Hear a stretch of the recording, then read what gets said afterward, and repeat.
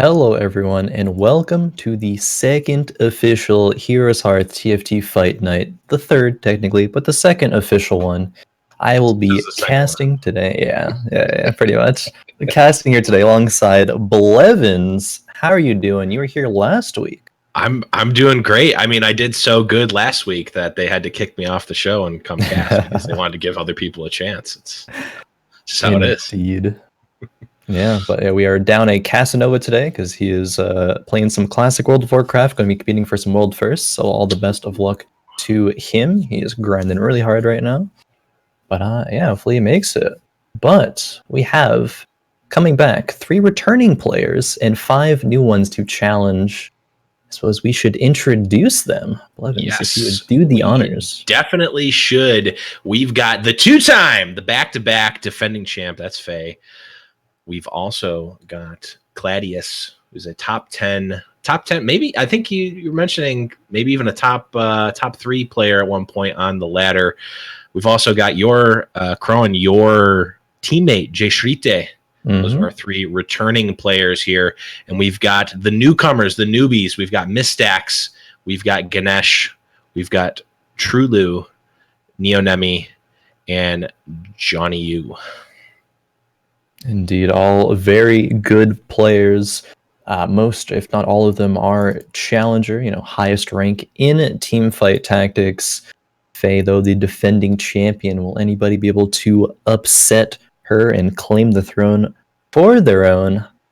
I'm not sure, but what we are sure of is ways to support the stream in the form of bits. Damn. There it is. Real good transition there on my part. That was an alley-oop off the backboard to yourself for the dunk. That is crazy. 80% of all bits cheered tonight go directly to the players. 20% go to help the cast and the crew. But 60% go to the top 4 finishes and 20% goes to that bounty. Now, Faye, since she has won 2 weeks in a row already, if she wins this, I mean, she could have already claimed the bounty last week, but she chose to return. Give somebody the chance to claim all those bounty bits that have already pooled up, stacked up. But if somebody else wins tonight, they'll have to come back. They'll be reinvited to return for another week. And if they win again, they will be able to cash out the bounty if they so choose. Or they could do like Faye and come back to try to defend what she thinks will still be hers again. It's the ultimate power move. You've got the cash in hand. And you go, no. I'm coming back to defend the belt. This is my house. It doesn't matter. I'm not here. I'm not in it for the bits. I'm in it for the glory and the belt, the title. Exactly. But yeah, we will see if she'll be able to do that one. I think we'll have the games starting very shortly. If not now, quickly talk about the format. There'll be 4 games tonight, and players will accumulate points throughout the whole set of games. There'll be 4 points for first place, 3 for second, 2 for third, and 1 for fourth. 5th or 8th will gain 0 points, but they'll be able to catch up throughout the rest of the games. Yeah, no one told me that you were actually supposed to gain points last week, so I just chose not to. It's actually not golf, strangely enough, so you actually want to, gain points here. But now we have the carousel starting here. See what these players want to grab. Ooh. I don't know, these priorities here. A lot of bows being grabbed. Generally, that's one of the more priority items. See Faye here with a tier. Yep, the tier on the Lulu, getting that Sork Yordle right off the bat. I mean, Faye does traditionally like some wild Sorks. Don't know if she'll quite be going for that strategy, because in this meta, it's not that great. But she does like the item Static Shiv, and that's a pretty good early game item, even after the nerf. Speaking of Static Shiv, Kladeous has the components for it right now. Ooh, the early Static Shift, so good. I mean, we were talking a little bit with some of the players beforehand, and the word on the street is that Nobles is pretty good right now. So we might see a couple of players going, but we could also see that fight over Nobles really kind of bite people a little bit. Definitely. JawKneeYou with those 3 Nidalees, and their Warwicks. Already that wild synergy and tier 2 Nidalee. High roller there. But yes, as you're alluding to Nobles, I would be surprised if we didn't see at least 2 or 3 players trying to go Nobles this game. I mean, Nobles right now are one of those strategies that you will pretty much always see in top tier play towards the end. other compositions need to high roll, get really lucky in either items or their units to even be able to contest it. Was I seeing that wrong, or did Ganesh just not have any other units? Oh, maybe I'm not sure. Has the vein? He's just going all noble. It's just it's the hard commit. You can't pick anything else but noble. The hard commit. I mean, we'll see if that ends up working out there. I think Ganesh might have disconnected at the beginning of the game. I'm not sure if he was moving the carousel there, but okay. Yeah, maybe another vein though. Might be able it's to the hit hard commit. He's just not buying any other units. Why would you? You gotta show your devotion early. Speaking of the noble devotion, there's 3 right there, or 2 different. A few pairs there. True loose scouting other players' boards. It's something that's really, really good to do when determining what you want your composition to be. You don't really want to buy too many units that other players are going for. You might get lucky, but you might just not find those units, as there is a shared pool of them throughout the whole game. You see some items here. You see Spatula picked up first by Trulu, with a belt and a sword to pair with it. Probably won't make any items out of those right now, but we'll probably save until at least the second carousel to commit those. Might put a sword or a belt on somebody, but probably won't combine them. Let's find a tier 2 vein though. Yeah, that early spatula is a blessing and a curse in a lot of ways, at least for, I'll say, skill-challenged players like myself. Just puts me in I just really want to make something early when you really want to keep your options open for that spatula. Yeah, and there are so many options in the spatula early. It's like, ooh, do I want to make a demon? Do I want to make a sork? Those are the most popular ones, but even, you could go make an assassin or a glacial. There's a lot of options there, and it's the players who will recognize what the best options are that will come out on top, who can best utilize. In this situation, Khroen, we saw jschritte with 5 gold here, and he chose not to level up. I've had some conversations about this. I'm not sure what's your opinion on the level up on that first go there to get that extra unit in. Well, if you think you have a strong enough composition to where you win anyway, maybe it's not necessary. But if you think you're probably going to have that strong composition leading into the next, few rounds, you're going to want to start your win streak early, because win streaks, if you get them to +2 or even +3 gold, if you keep on winning, that's so strong to carry your economy throughout the mid stages of the game. And in the meta, players are leveling up at very exact timings after wolves, or after Krugs, after wolves, after raptors, after these PvE rounds that you don't really want to be behind, because if you need to roll for units, you'll have more gold to do so. Yeah, definitely. I'm definitely a fan of the aggressive leveling strategy. Here we're seeing that tier 2 graves with the GA and the bow already committed. That's a strong looking graves here. It is. The noble buff Darius, though, able to take it out. Those nobles already coming out from Mistax. You see the power of them, and they don't even have 6 of them yet. Yeah, noble knight buff or bonus is super strong early. Oh, indeed. Same thing as Faye here. Nobles and knights. Even a Hushmate already on the Lucian. We had high hopes for the sorcerer wild early comp, but and when you get the tier 2 Garen and you've got the Lucian and another, it's just so tough to not want to go this early. I know. I mean, I think the next thing, Faye did decide to level up here. Not very many players will level up to 5 before the second carousel, but if you really want to protect a win streak like Faisal can do right now with her strong early game, then players will often commit that gold if they see fit, if they have it. Yeah, especially with the character composition here, it makes sense to invest that gold. If you're on the edge, it's at least it's a huge feels bad if you invest that gold to level up early and you don't keep the win streak. But it looks like Faye's going to be able to take this one here, unless that Varus did like a 360 crazy arrow. Not quite there. Extra unit doing work, assuring that Faye will keep the win streak. She's actually the only player still 100 HP, so the back-to-back champion looking to already make some strides here into game 1. Not just the 2-time full champion, just doesn't want to even drop a game. Yeah. or even a round, just the whole time. trying to keep that win streak going. Do you get to keep gold from game to game in these tournaments? I don't think so, unfortunately, but being in first place does mean you pick last on the carousel here, so not many options available. Let's see what Kladeous picks up. He does pick up the rod. There's still a rod, vest, and tier to pick from. Vest is picked up by Trulu. Faye does pick up the tier there. Not a terrible last pick scenario there. That is an early jinx. That is an early jinx. Oh yeah, definitely. Players will be looking to pick that one up. That's such an early roll jinx, and jinx is one of the strongest hyper carry units into the late game right now.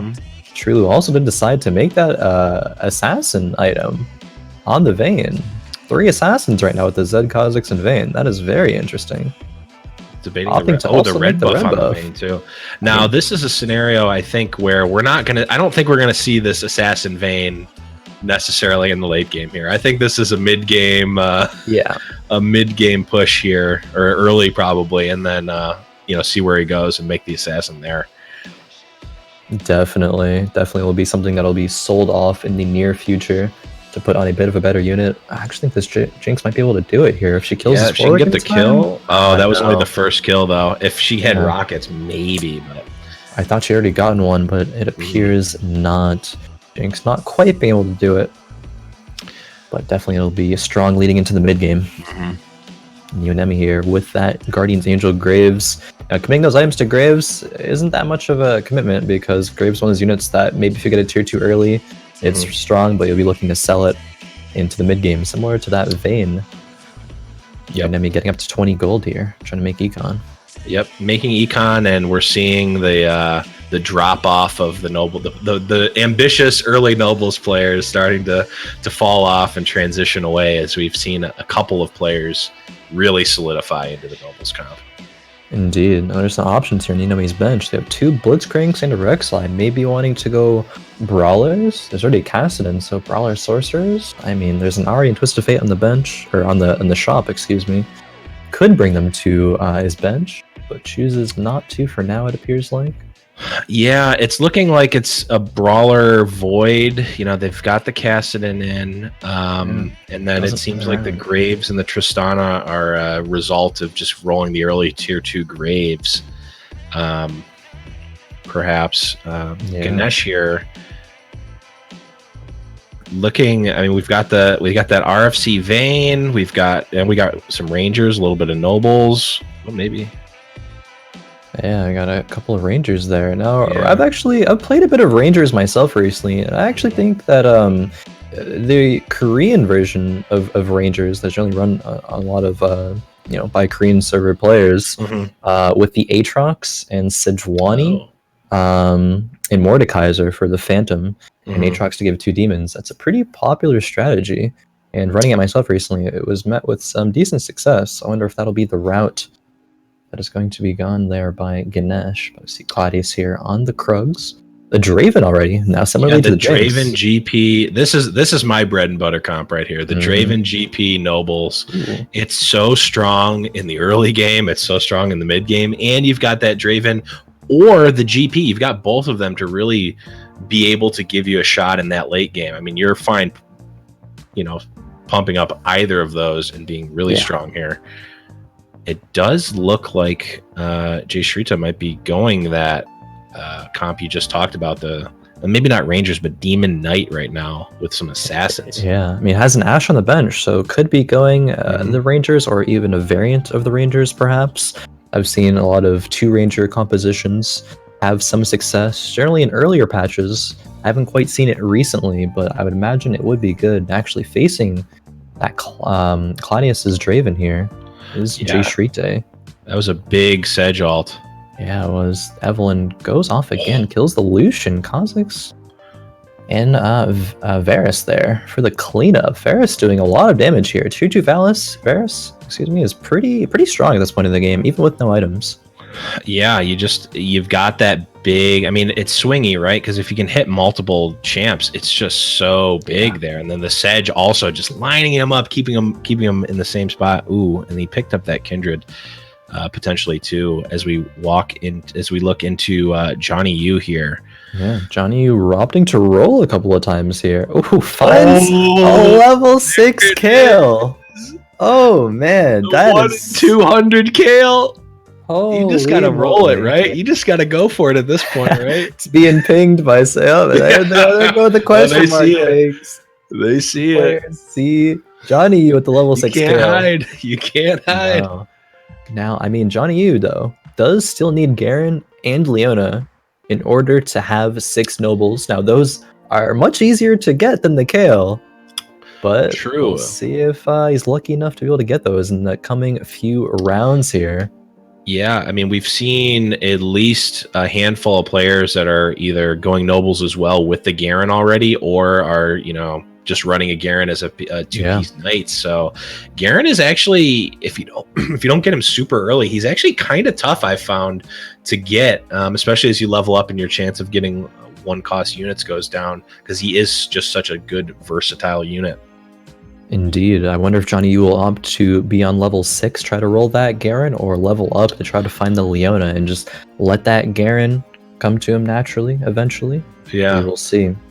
Trulu here does sell the Vayne and puts the assassin on the Darius for now. Big boy Darius assassin. I wonder. I love it. Yeah. I wonder if that'll be swapped again eventually. I imagine it will be, but assassin red buff items just keep swapping for now. You know what they say? The best front line is your frontline champ being in their backline, right? That's a saying, right? I mean, it could be. It is now if it wasn't before. That's true. jschritte, with that Sejuani, will it get to ult? It does not. Oh, the Darius got killed by the Evelyn before it ulted. Evelyn. That was huge. Holy moly. Then the Zed with the cleanup. Tier 2 Zed doing a lot of damage there. Oh man, some of these fights oftentimes could go, either way. 50-50 if you would, even. True. It just depends on the unit AI, what they choose to attack. If they proc the demon bonus or not to steal that mana and give themselves mana. Now we see bottom 2 players. Mistax here, 63 HP. Ganesh pick the rod. And Ganesh going right for that spat.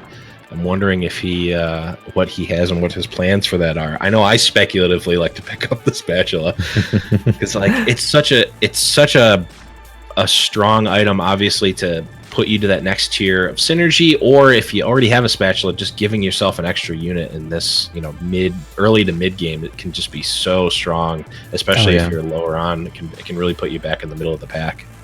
Definitely. Draven rolled here. Ooh, Ferris tier 2, Poppy tier 2 at Mistax. Bottom of the pack, but might be looking to secure some wins here. Maybe generate a win streak even. Yeah, looking strong. 2 demons. He's got the brand with the Morello, which is really strong. He's got he does not have nobles, but he does have. He's got some good stuff. I mean, he is also in a good spot to, swap off of the nobles and really move into a more succinct comp here. Yeah, I mean, right around the wolves, which we're 2 rounds out of, is a lot of players be looking to solidify what they want their composition to be. A lot of transitioning will be done, in these next couple of rounds. With Varus lines up a couple of kills there. Braum blocks the rest of it. Where did that brand ult go? I didn't even see it go off. Not sure. Sometimes Brand will ultimate and only hit 1 target and disappear there, but didn't really matter. Still won the round. Ganesh now dropping fairly low. 2/8 currently at 61 HP. Mistax not opting to take that Draven. Draven goes back in the pool. JawKneeYou, though, gets the tier 2 Lucian. Still has the Kale. Hasn't decided to put the Kale quite into the fray yet. Yeah, he's got a lot of money invested into the late game on his bench, which is, I mean, he's in second place right now, sitting pretty at 77 health. Not a bad spot to be. I mean, these are going to be the pivotal turns. He can either, if he can basically just stay neutral, only losing a little bit, or even winning some rounds, that's going to be huge going into the late game. He also could, lose a good chunk of health on some of these fights. So yeah, I mean, that's 12 gold just from the Draven, the Jinxes on his bench. Oh yeah, it doesn't look like this fight's going very well either, unless Oh, maybe. Well, The Gangplank. the Gangplank it goes boom. He's going to kill both of these units. It wasn't looking good at the beginning, but as soon as the Gangplank ulti went off, 2.5k damage there by the Gangplank. Second place in Italy with 1.3k. Poor It's Ganesh. even tier 1. We keep going to we keep moving around, and it's just them playing against Ganesh and winning. Yeah. I know your pain, man. I know your pain. That was me. TheBlevins personally identifies with this. I do personally identify as 8th place in TFT. Alrighty, going to the Wolves here. That's when either you get 5 gold and you're pretty upset, or you roll 5 items and you're real happy. Or somewhere in between. Yeah. jschritte has the Morellos on the bench there of items. We'll see what he chooses to do there. He's pretty rich, 53 gold right now. Yeah, he's got a good economy. He's got a pretty strong comp. I'm wondering where he's looking here for the late game. That's a 1-item roll, and that is a Ludens, if I recall correctly, or is that a... Yeah, that's a Ludens, so... Here's Ludens. He's rolling it down. Often level 7 is where players will roll it all of their money to try to secure a good composition. Doesn't want that Katarina 2. But wants all these options for good units into the late game, seeing what he wants to sell for the Jinx probably here. Or the Ashe, looking to go that 2 Rangers. Oh, 3 Rangers, or 4, sorry.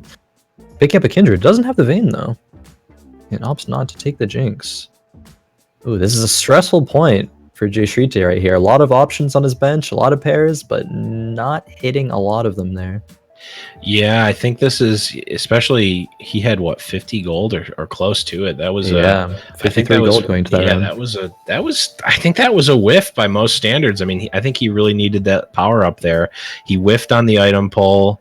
It's looking like he kind of whiffed on the composition here, and he's actually going to lose this fight too.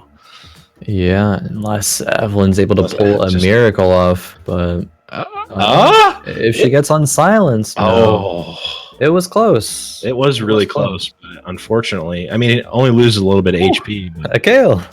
He got a kill, and he had the other noble there too. So I'm wondering, he has the Leona too. Is he backdooring nobles still, or is he? I mean, there's a Garen there as well. It's 3 out of 6. Sometimes people meme about it a lot. Oh, find a kill, time transition into nobles, but maybe that'll be a reality.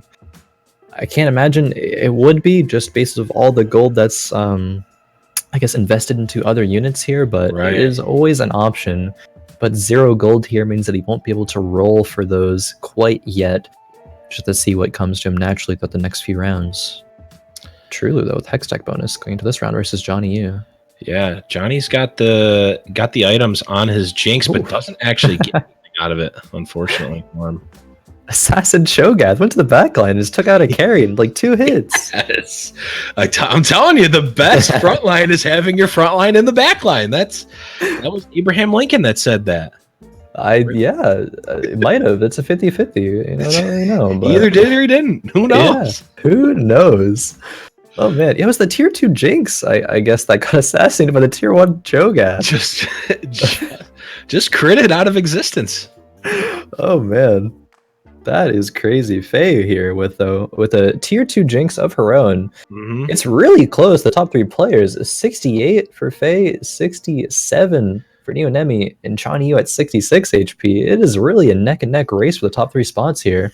Yeah, but there are some strong compositions. There is, and even all the way down to 8th, jschritte, who we know has a relatively strong comp, only at 49. So there's really less than 20 health from between 1st and 8th here. So falling low early here is really not the death sentence that it was for me when I played.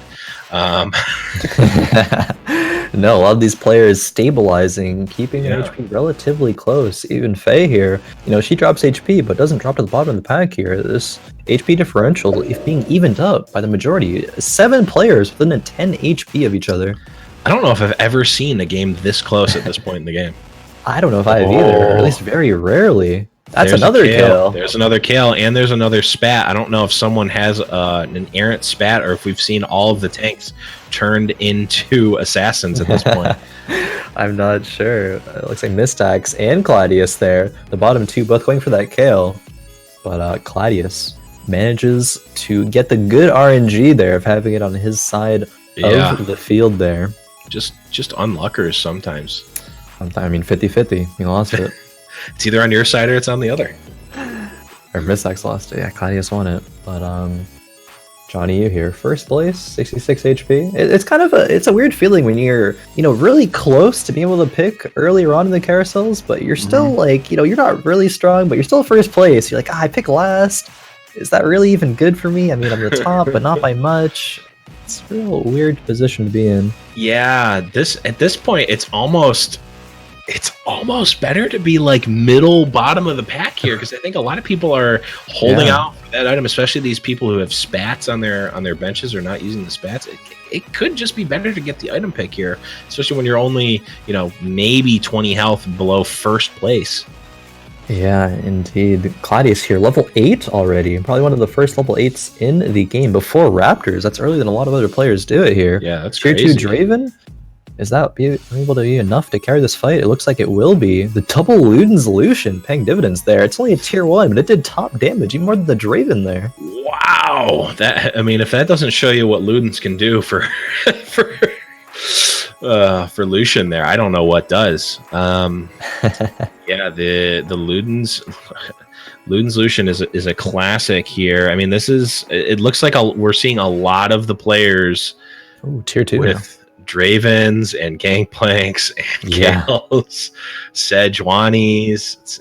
We're seeing a lot of the same stuff here. I don't know if we see any players going mage or sorcerers rather. We know jschritte has sort of a demon assassin build going, but it seems like a lot of the players are leaning towards that carry Draven, carry Jinx, sort of gunslinger, blade master comp. Indeed, a lot of different things here by jschritte. Assassins, Glacials, Demons, Knights, and Rangers faces against Mistax here. Eve with Gunblade. Now, I've seen that do a lot of scary things recently. It's strong. It's looking to do a lot here too. Takes out 2 units. The enemy Evelyn. Evelyn versus Evelyn. Doesn't matter. Only thing that can take it out. Wow, the carry. Okay. 6,000 damage there by Evelyn. I mean, those damage numbers are skewed a little bit because her ulti does execute for a large amount of damage. Okay, like Vygar's does as well. Yeah, similarly to that. So it's a little bit of inflated damage numbers, but even still, you saw the work that it did there in that fight.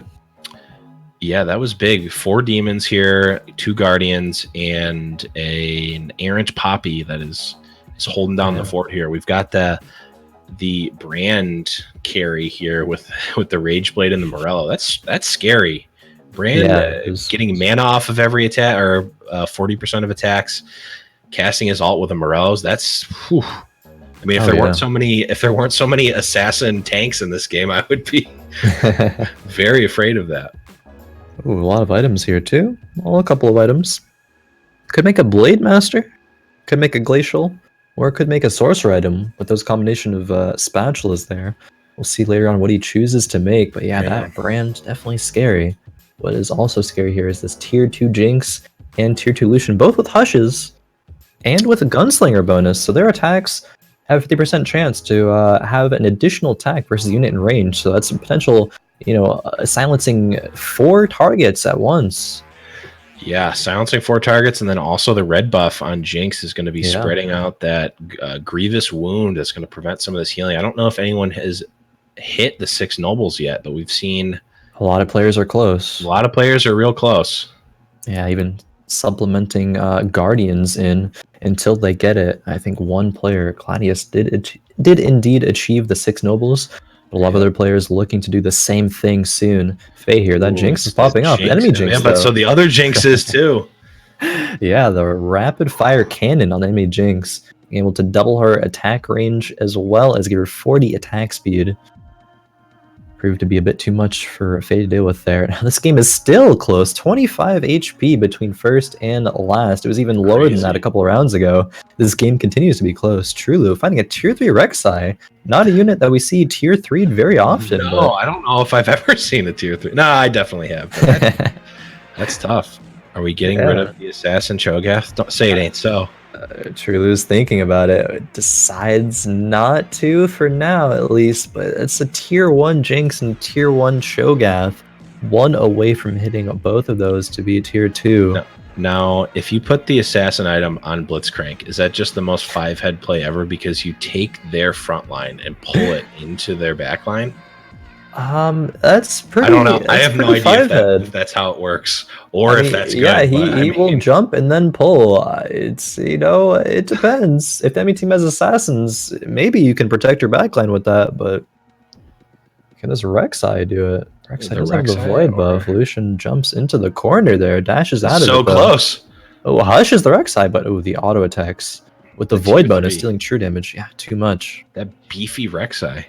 2-3 Rek'Sai, really paying dividends there. Trulu salvages some HP. I believe Trulu might be in the first place there. He's going for it. Where's it? Oh, he said, Cho'Gath, buddy. You've done some good here, but I've got the Omega Chad tier 3 Rek'Sai here. He's the true assassin. Yeah, I mean, chooses to do that. I mean, the critical hits with that 3 assassin bonus will be doing a lot of damage, and it's void, so it's true damage as well. True. Kha'Zix, sit down, buddy. The real assassin is in town. Exactly. That's something I haven't seen very often. jschritte versus Faye here. The Sejuani gets hushed by that double hush there, not able to get ultimate off. Oh, that's brutal, especially for Faye's comp here. Ooh, Faye dropping very low here. The back-to-back champion. Can she hold on? She is in last place currently.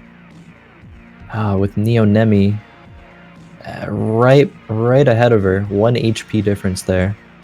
As we go into the Carousel Before Dragon, oftentimes some players will even be eliminated here, but this is a close race. We see Guardian's Angel, Swordbreaker, and Infinity Edge, and Knight's Vow, actually.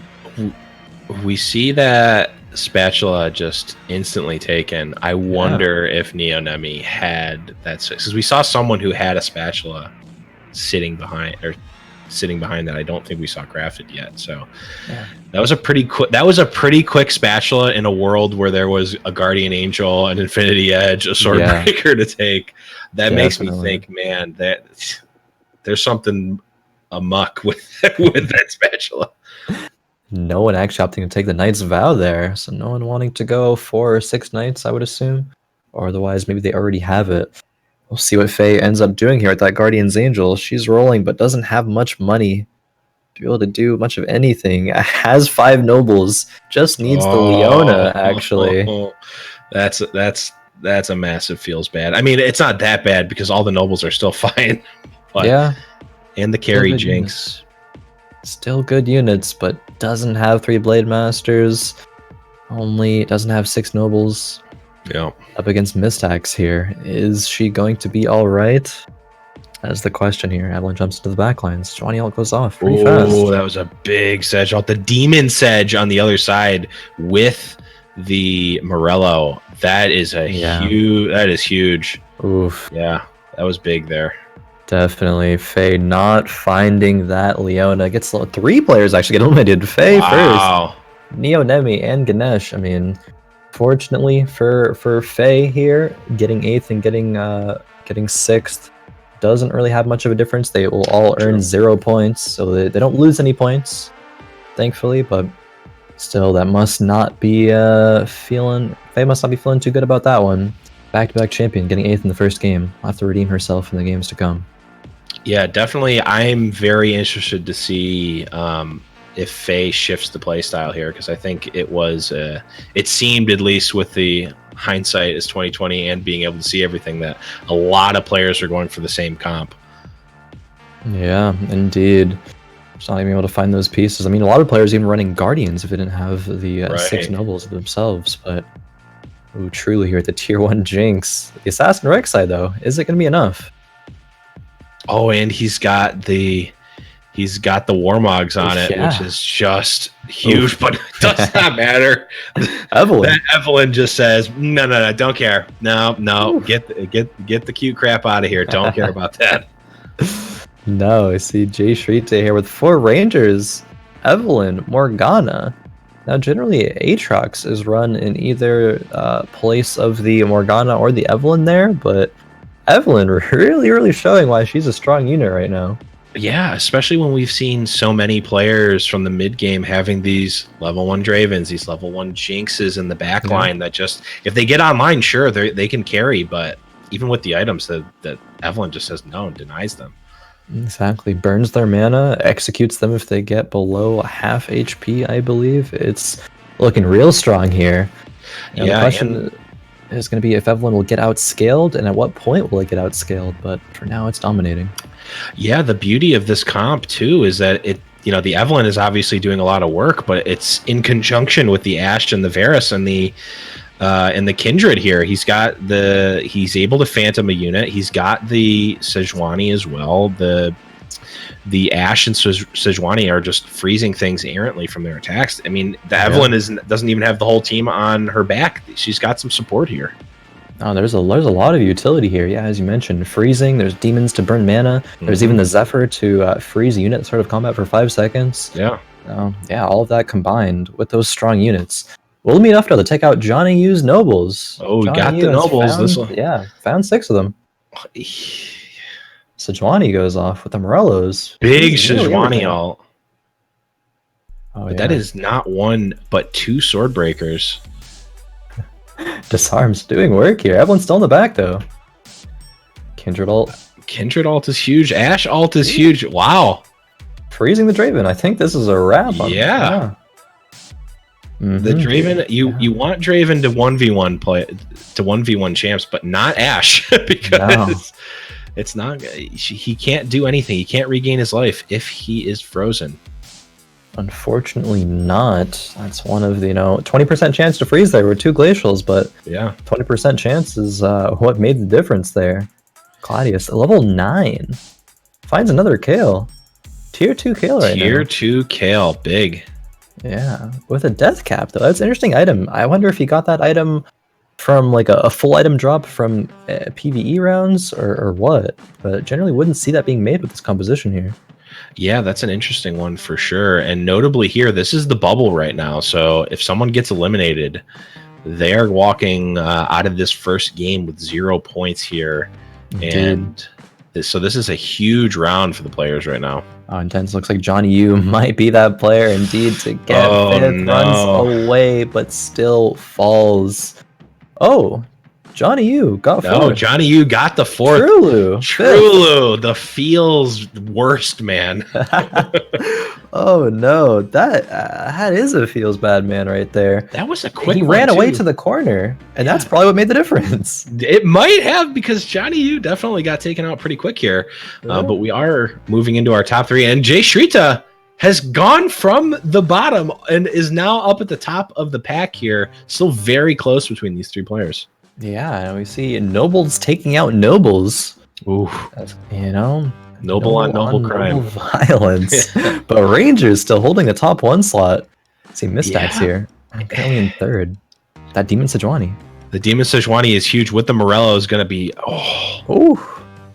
potentially devastating. Is Kindred going to be able to get her ult off? She is. I don't actually know if it's a male. Kindred, I believe, is female. But yeah, jschritte taking a huge hit there, 24 damage. Oof. Wowee. There's a lot of items on the side of Mistax there. Curious to see what exactly those are after this carousel round. Kladeous in 1st place here, so we'll be picking last. Only 2 full items here. Glacial item and Thornmail. Generally not great items, but actually... For jschritte, though. Yeah. He already has 2 glacials. Maybe he can fit in 4? I wonder. Even just getting the 3rd one is going to be big. Maybe on the... I don't think he'd put it on the Ev, because she's already got that disruption with the demon bonus, but maybe it's extra health. Yeah. Kladeous grabs the Thornmail, wanting to make his front line a little bit tankier. Rolling down the gold here, finds another Kale, but already has a tier 2 Kale, so probably won't pick that up. See Mistax here scouting. But yeah, Mistax has Demon and Morello's in the Sejuani. He has Guardian's Angel, Gunblade on the Eve, 3 items on the brand as well, and a spare bow. That's powerful. Just on the bench. Just, you know what? Don't need it. and he rolls the ghost. Rolls the ghost here, so not going to be very risky for Mistax here. Swap over to Kladeous, see how this fight breaks out here. Ooh, the Sedge into the Karthus ulti. Yeah. Yeah, it looks like jschritte Oh, Karthus here. that was looking good. Can the Evelyn do it? No, not quite. jschritte eliminated. 3rd place. Does pick up a couple of points, but unfortunately did not roll that ghost there. Yeah, that was it's tough. It's tough to he really needed, it seemed like he really kind of needed the ghost there. He did, it looked like took a little bit of a chance with the Karthus, I think, instead of the Mordekaiser, but I mean, it looked like it could have, it was close. I think if it was a tier 2 or if he had more mage or sorcerer items rather, it may have worked out for him, but unfortunately the damage output not enough. Choosing to swap the double Ludens over to the Yasuo here instead of the Lucian. Yasuo might die a little bit early here though in this fight. Ooh. Swain too. Swain is doing work. Oh man. Wow. Evelyn though, Guardian Angel, she's gonna ult instantly, killing the Draven. I don't know what another one? I don't know what's gonna happen. I don't know who wins this. I'm not sure either. I think Evelyn went. Oh, but the Evelyn dodges. If she mana burns and ults, if she keeps mana burning, oh no, the Kale. Too strong. Okay, I wanted it to be the It's actually, I was watching Kladeous' stream maybe yesterday, the day before, and I believe it was him who had a Evelyn 2 with very similar items, and it actually 1v9'd or 1v8'd, something like that. It was insane. Just keep getting ult back and healing to full, run up, take enough damage and deal enough damage to get ultimate back. There's even 2 Evelyns being run by Mistax here. Is Evelyn just the secret tech? Is everyone is this the Illuminati comp, or is everyone like, oh yeah, nobles, just play nobles while the true pros are picking up Evelyns here? I mean, generally Evelyns have been run, just they've been swapped out in the mid to late game, but now players are finding the items to tech onto Evelyn so that she remains powerful into the late game here. That Gunblade and Guardian's Angel really doing work here. Now, is RFC amazing on Evelyn, or is it actual trash? I'm pretty sure she will miss her ultimate. So it's pretty bad. So you're saying I shouldn't have put 2 on her. Got it. Okay. Yeah, I mean, maybe not. Probably. But, yeah. Kladeous repositioning, seeing how he can quite beat Mistax's composition. Yeah, with that Demon Sedge with the Morellos, it seems like you want to be as spread out as possible. Yeah, I mean, it's going to hit a lot of targets here. I mean, it's hard to avoid it because it's almost the whole map. Evelyn killed the Kale in the back here. Could be big. Swain, though. Can Swain do it? No? We got Draven? Oh, this is a close one. Back and forth here. Yeah. Really would have liked to have Guardian's Angel on Swain, as that's definitely best in slot item on him. And if he unfortunately dies without it, then that's kind of that. The tier 2 Swain is no more. Yeah, and the problem is that Mistax has 2 Grievous Wound champions. He's got 2 champions with Morellos on it. So not only does the Swain have to survive, it also has to not get hit by that. Morellos. Nearly impossible. This Sejuani is gonna go off nearly instantly. Already plus 40 mana for the demon buff. Yeah, that ultimate goes off. Already Morellos applied to the majority of the team. Yep. And if it's not the Sedge, it is the brand. The brand that is putting it on. That is just tough. Is it game here? I don't think so. It's close. So close. Kladeous falling to 4 HP here. Might see a composition that actually beats Nobles. And not only beats Nobles, it beats Nobles with the Swain 2, Kale 2, Draven 2, and a Yasuo. Draven 2 with pretty stacked items, and the Yasuo as well. Yeah, it's... I mean, Draven doesn't have a Bloodthirster like you usually like to see on him, but even still, the double Morellos, he's probably going to get healing reduction anyway. Right, and the Nobles buff is kind of like a mini Bloodthirster in a way. Indeed. That healing is definitely no joke. Even so much as to be, alluding to being nerfed in the next patch, but potentially last fight of the game here. Oh, I thought that the Sedge was going to die before it ulted, but it didn't. No, I mean, Yasuo trying Could to be do big. work. The Yasuo has dodged a lot of the healing reduction here. Oh, wow. I think this might actually be the turning fight. Unless I the think, Ev. Unless the the Ev, though. If it walks GA. forward and executes the swing, no. Oh, that is game. I think if Evelyn killed one more unit there, might have been able to take that to another round. But Yeah. fortunately for Kladeous, he will take the victory in game number 1 here, securing 4 points for himself. Congratulations. And that was really back and forth at the end there. Wasn't quite sure who was going to win. It did look like we had the counter to Nobles picked up with the Ev carry, but turns out you can't beat Nobles. It turns out at the end of the day, you still gotta. It's still 50-50. You either hit the Draven or you don't. Indeed. Wow, that was a very interesting match there. Mistax, one of our new players here to Fight Night, and really making strides in the first game, saying I can come here and compete with the best, and with that he will, barely not take on Kladeous, but still secure 3 points. So we have Kladeous in the lead with 4, Mistax with 3, jschritte with 2, and JawKneeYou, those running away mechanics secures him that 1 point. Here, Faye with 0 though. Yeah, the back-to-back champ did not quite get there here, but I mean, this was one of the closest games of TFT I've ever seen, all the way down to the wire. There was really only one point in the game where it seemed like one player was not at the same snuff as the other players in the games, but it was back and forth. It's really anyone's game. Obviously, getting that win, Kladeous, putting himself in a good position here to score some more points. But man, it is a big one for him, and I believe we are going into the next round here. Yeah, back to back, going right away here.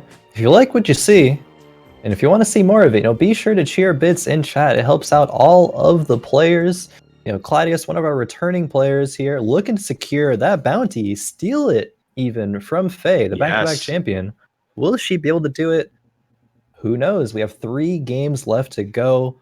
But cheer those bits, guys. Help out all of our players, cast and crew here. Yeah, definitely make sure that you're cheering and throw your best copy pasta in there. I like. I'll give out personal points for the best copy pasta with the bits as well, for sure. And I mean, Kladeous really looking to put an assassin item on himself and just snipe out that bounty. Oh yeah, really. Sometimes you got to make the big plays. That was a good one. I like that. Really, indeed, looking to do that. I mean, making a name for himself in game 1. We'll see if he can translate that to the rest of the games here. Nianemi, Trulu, and Ganesh will be looking to prove, why they made it here in the first place. How they're going to be gunning for that first place spot. Points here. Even if you're in the bottom 4 of that first game, you really can't feel too bad. I mean, a lot of these players had decent comps. There was some innovation there. We saw the Ev used really well there. We saw some interesting usage of the assassin items, and like we said, there were many points in time where the difference between 1st and 8th was 20 or fewer points. That's unprecedented. So definitely a high level of competition here in this match. Of course, I wouldn't be surprised if any player could actually take the next game. I mean, it's just who plays the best. I mean, a little bit of RNG, but we get our first carousel here underway. 3 players going for that Lucian with the rod. Trulu comes out on top with it. That's, I see a lot of players going for Lucian on the first carousel, almost regardless of item, just because he's one of the more powerful early game nobles. And then, as we saw, the power of nobles last game, led Kladeous to a victory there. Players who missed out on that might be feeling a little bit bad right now. Yeah, early nobles, and with the rod, you can build the Ludens right off the bat. That's going to get you into the mid game in a pretty good spot, almost regardless of what else you have. Indeed, we saw a double Ludens illusion, even tier 1 carrying into the mid game last game. So super appealing option, especially if you get it, in the first few minion waves. Yeah, and just getting on top of those nobles, it does seem like we saw the early Kale pulled. We saw some but we saw some other early Nobles players, but it really wasn't until the later game where we saw those Nobles players really start to solidify. So I think a lot of players I'd be interested to see if we see that sort of uneasiness to commit early this game, because we saw that a little bit last game, and I think that's a little bit of why these players were so leveled off. There were so many players that like we saw what 20 gold worth of Dravens and Jinxes and Kales on the bench of some players. Yep. I mean, that's fine. It's definitely fine to invest in your bench for the late game, but maybe switching up the strategy there can get you a little bit stronger earlier. Not sure. Yeah, I mean, even proof to that, Mistax, with that, I believe he had Demon Guardian with those Evelyns going for not a traditional composition, not Nobles, but still netting him 3 points the first game. Didn't quite beat the Nobles, but beat out those other players that were scrambling for Nobles. jschritte with the Rangers as well, securing himself some points. So there might be some really good plan to not going what these most players are going, developing your own strategy, making sure it's strong, making sure you're developing that composition into the mid and late game where all these players are just, not all of them are going to hit the units. Not everyone's going to get a 2-2 Draven, 2-2 Jinx, or hit Nobles. Or you could just have the Lucian with the rod early and just force it no matter what. Certainly not a bad strat. I mean, they're going to be good in the early to mid game regardless. Oh yeah, definitely. GA items picked up. Yeah, I might even be tempted here to level up, put that unit in, even make an Ionic Spark and a Guardian's Angel. I'd be tempted to do it. At least the Guardian's Angel, I think I would commit to making right now. That's a pretty strong item at all points of the game. It is, and I mean, even you could even put it on a non-noble unit, because if you're planning on going nobles, you can put it on a non-noble unit that you're going to sell later and still be fine. You're still getting that value to the Guardian Angel. You're still getting a lot of power here. We'll see if that ends up playing out here. Even you can put it on something like a Garen, like a 1-cost unit that you're probably going to find more of. So you can sell it eventually and then put those items onto whoever needs them at that point and just swap your other. Even if it's a tier 1 Garen, you still put in with 6 nobles and it's still going to be strong. It's 6 nobles. It doesn't matter if you have tier 1 units. True.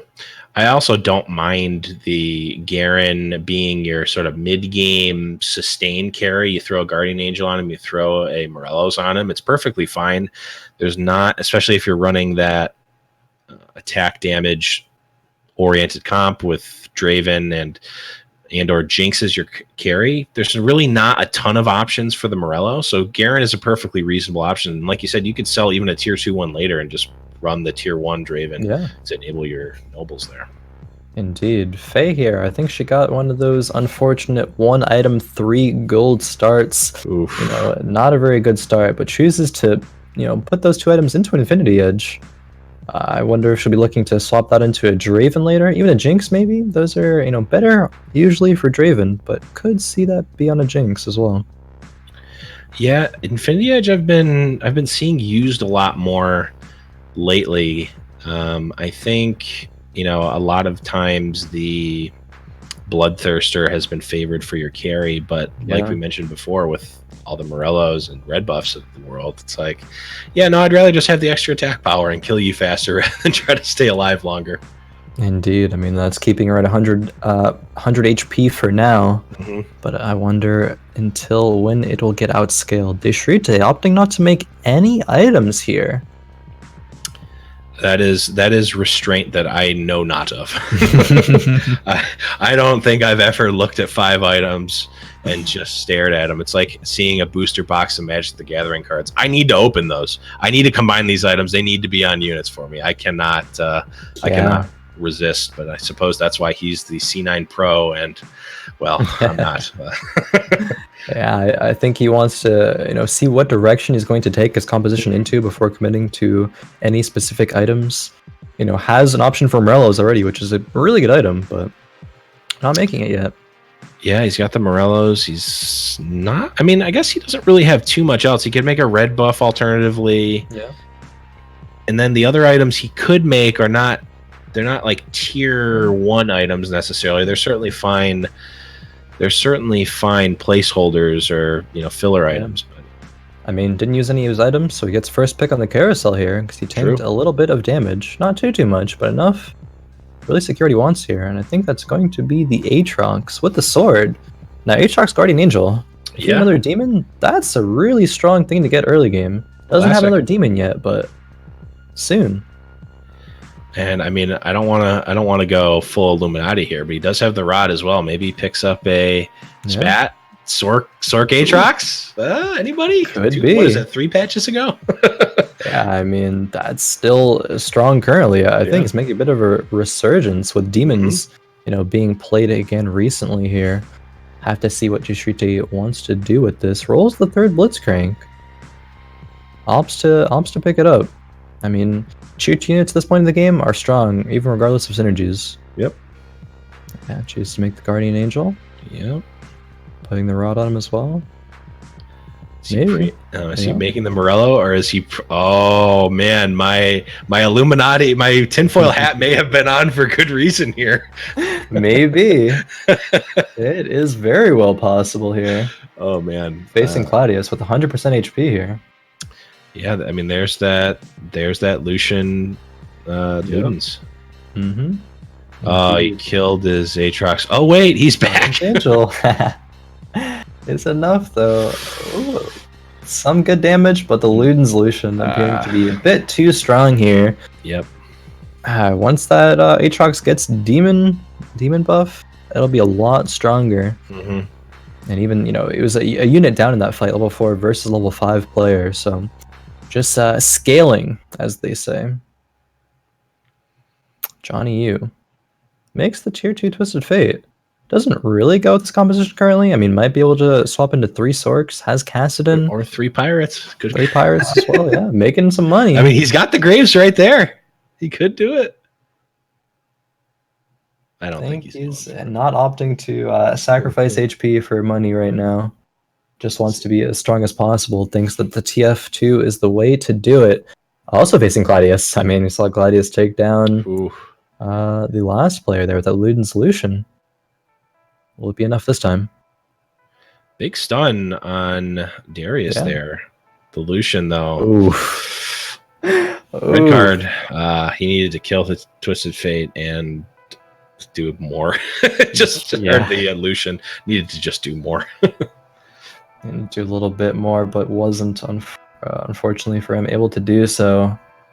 So Kladeous will maintain 100 HP, but you know who else is on 100 HP here? Faye. Yeah. Says, I don't care what items. I don't care if I only get 1 item a drop. It's fine. Yeah, I mean, she's making it work. We got Tatsuki here with the 500 bits. Ooh, the copy pasta too. Ocean Man. We got the Ocean Man. Yes, we got the Ocean Man copy pasta. 500 bits. That's huge. That's a good one. That's actually one of my personal favorite Twitch copy pastas, the Ocean Man one. Oh, I love Ocean Man. Thank you very, very much for that. You know, support these players who are competing. You know, it's super good games here. First game 1 was super close. This one, I'm sure, is going to be just as exciting. So support these players coming out here and giving some entertainment to all of us. Yeah, huge thanks there to Tatsuki. And looks like Faye did pick up a couple of items there on the Krugs. Yeah, kind of making up for her 1 item start there. It's, you know, before the PvE rounds gave guaranteed items, you know, in the land, you know, way back when, it used to be a meme. You just never get items from Krugs. Krugs just wouldn't drop anything. But now you at least get 1 item, and you're happy if you get 1 item. But 2, that must feel good, especially catching up here. And Faye is at 100 HP, so going to be looking to preserve that into the mid game here. Yeah, but speaking of 100 HP, our boy Kladeous got the tier 2 Lucian with the Ludens. That he does. I mean, Sejuani, good unit. Guardian's Angel, good item. Is it going to be enough to contest this Lucian? Oh, the Lucian did the full Pepega walk into the Sejal. Yeah, not the best AI there, but it doesn't look like it matters. Kladeous' comp is just too strong. Truly. Yeah. He's in the very dangerous spot if you're his opponent of being strong right now and also just collecting the nobles, just waiting, just plotting, waiting to be powerful in the late game as well. Yeah, Kladeous the same amount of gold. They're both on 20 gold there, but Kladeous was a full level ahead. So really, really strong there, showing the power of win streaking early game, just making that much more money.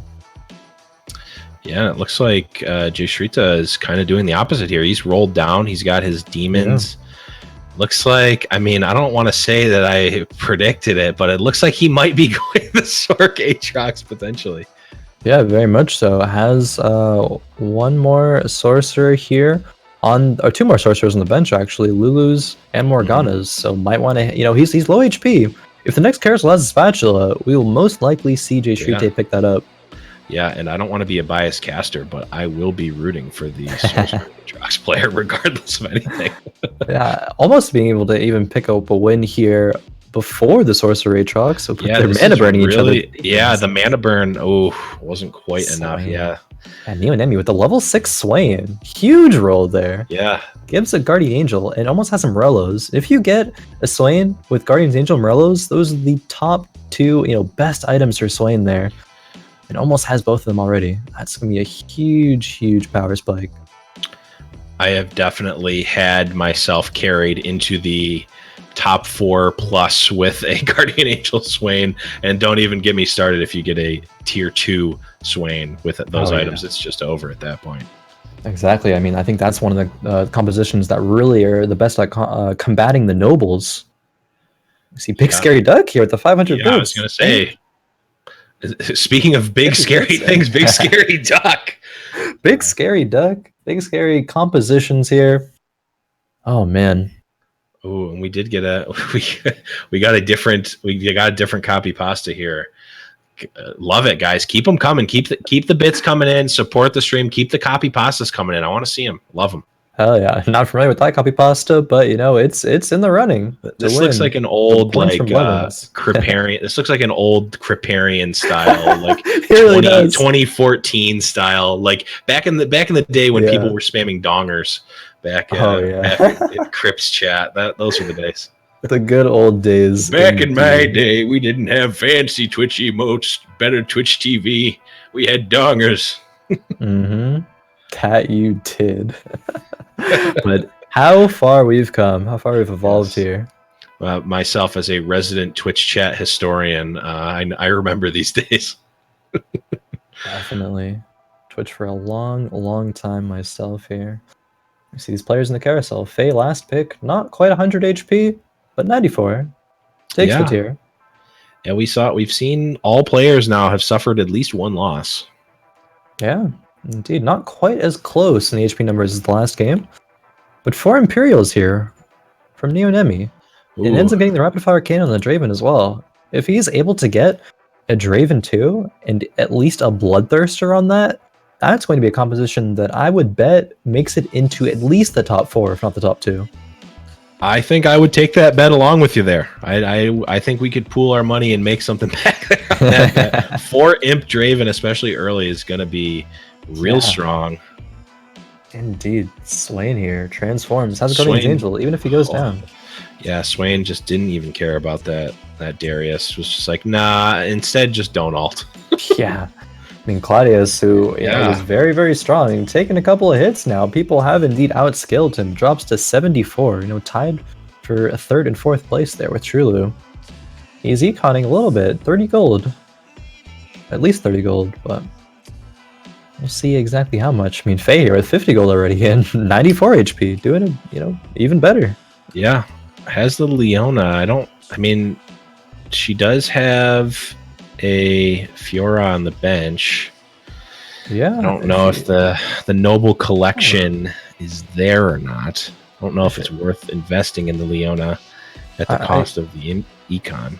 I think she will, because she chose to lock here, which is very interesting. I personally don't agree with it, because if you buy Leona here, it's like costing you 1 gold, because you don't get the extra +1 from 50, but locking you essentially is a free roll, so that's essentially 2 gold.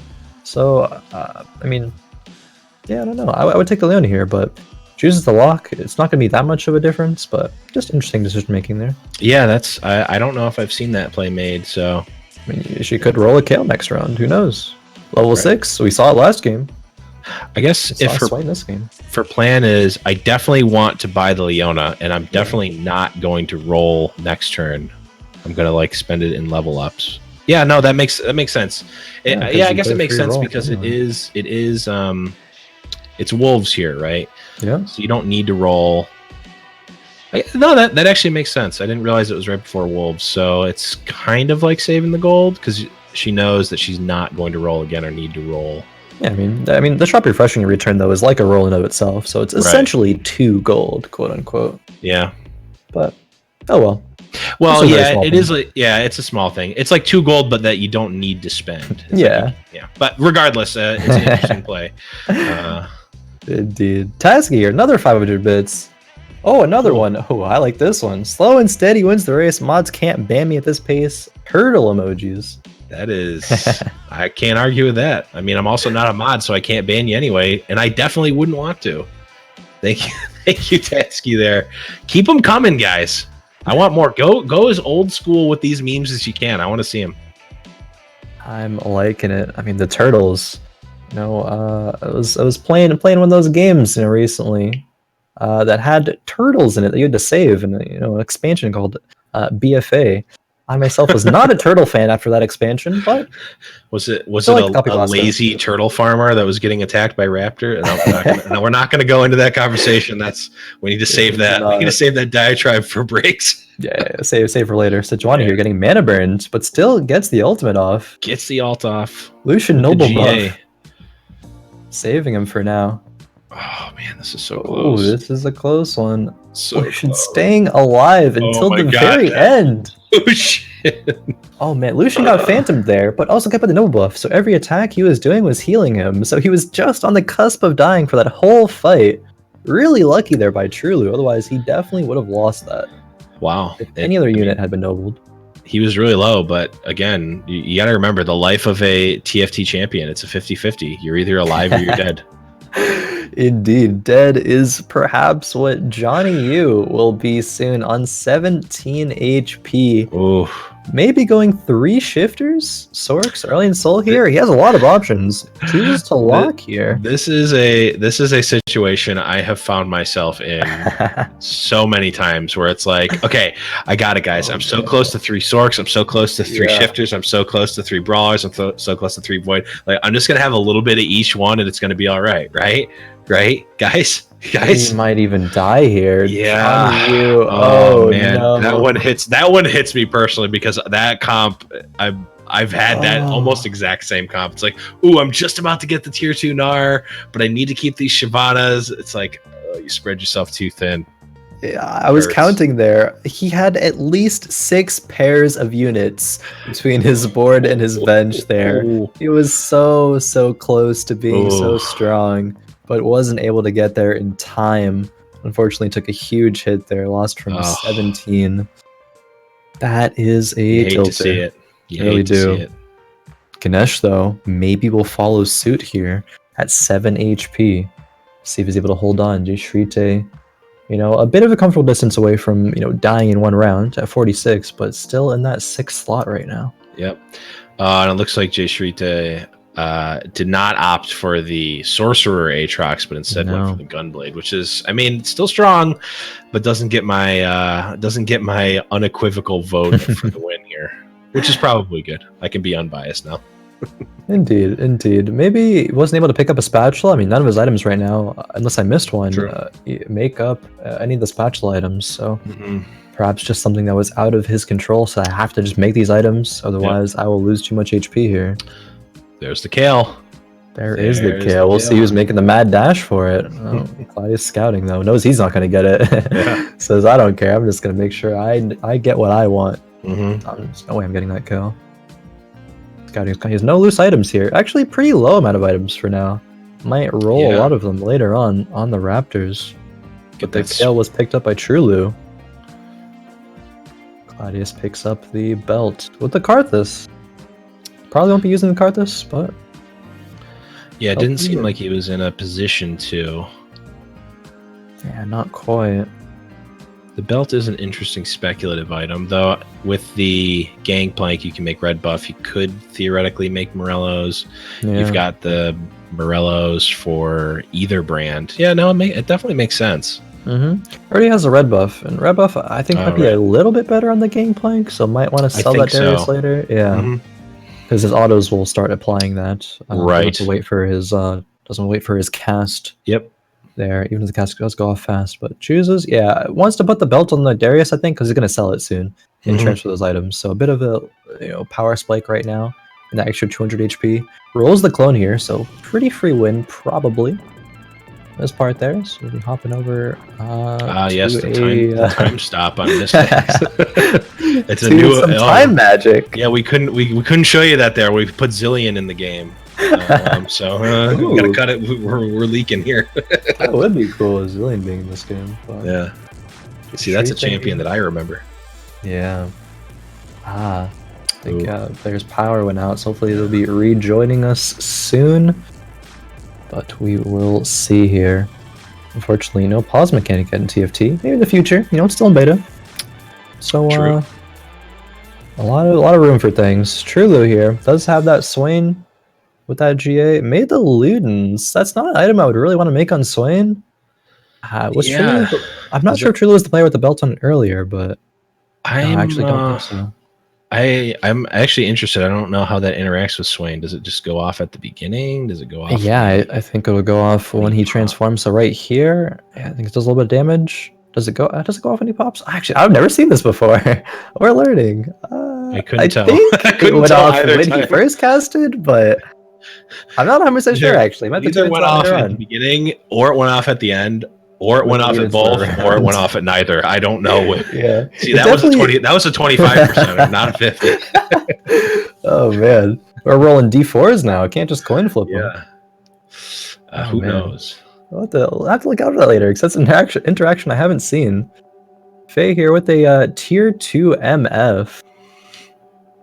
Has 4 gunslingers as well. That's pretty strong. The tier 2 MF is strong. Also risky. You can definitely get some PogChamp plays with the MF. Or she will troll out of her mind.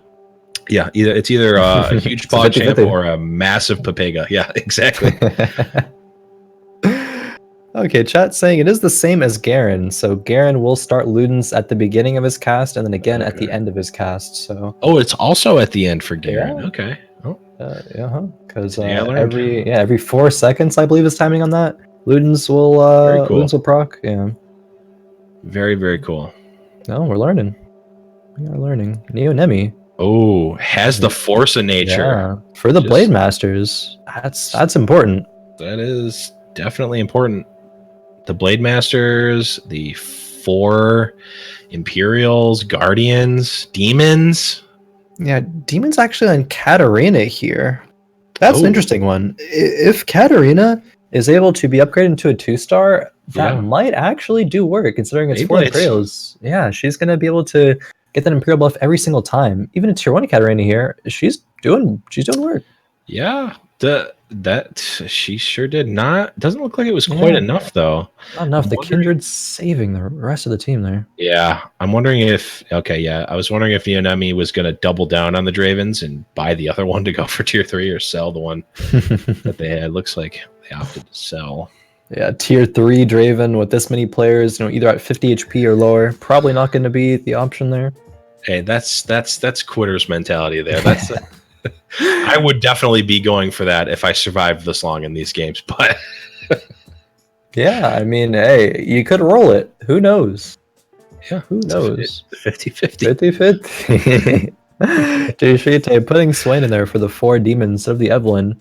I think once he gets the tier 2 Evelyn, might choose to swap that back in, because tier 1 Swain, no items, not amazing. He is sitting at a comfortable amount of HP right now, at least comparatively to some of the players in this game. Fights Trulu here. Yeah, that brand is just scary, though. Yeah. 4 demon brand with Shojins? I think that's one of the most powerful carries. Yeah, and Morello's and Rageblade. Like, that's one of the most powerful units in the game. Maybe right under Draven and Jinx. Is that like... I mean, I'm wondering... Obviously, you want the Morellos, and I would say you want the Shojins as well. Rageblade, I mean... I don't know what's better than that. on a brand? Maybe like a gunblade or you know, something. You could, yeah, you could have a, I don't know, a death cap. You could have a gunblade. True, You could have a lot of items. I mean, death cap not a great item. Right. Rage blade is good. I don't think there's many items that are definitively like this is a for sure better. So it's Right. It's still a good one. Certainly a top build for brand For sure. regardless here. And it's looking like in this game, at least, that the demons are really coming out on top here over the nobles in a lot of these scenarios. Yeah, I mean, But Faye. not this one. Oh man, that was a lot of damage. Massive damage.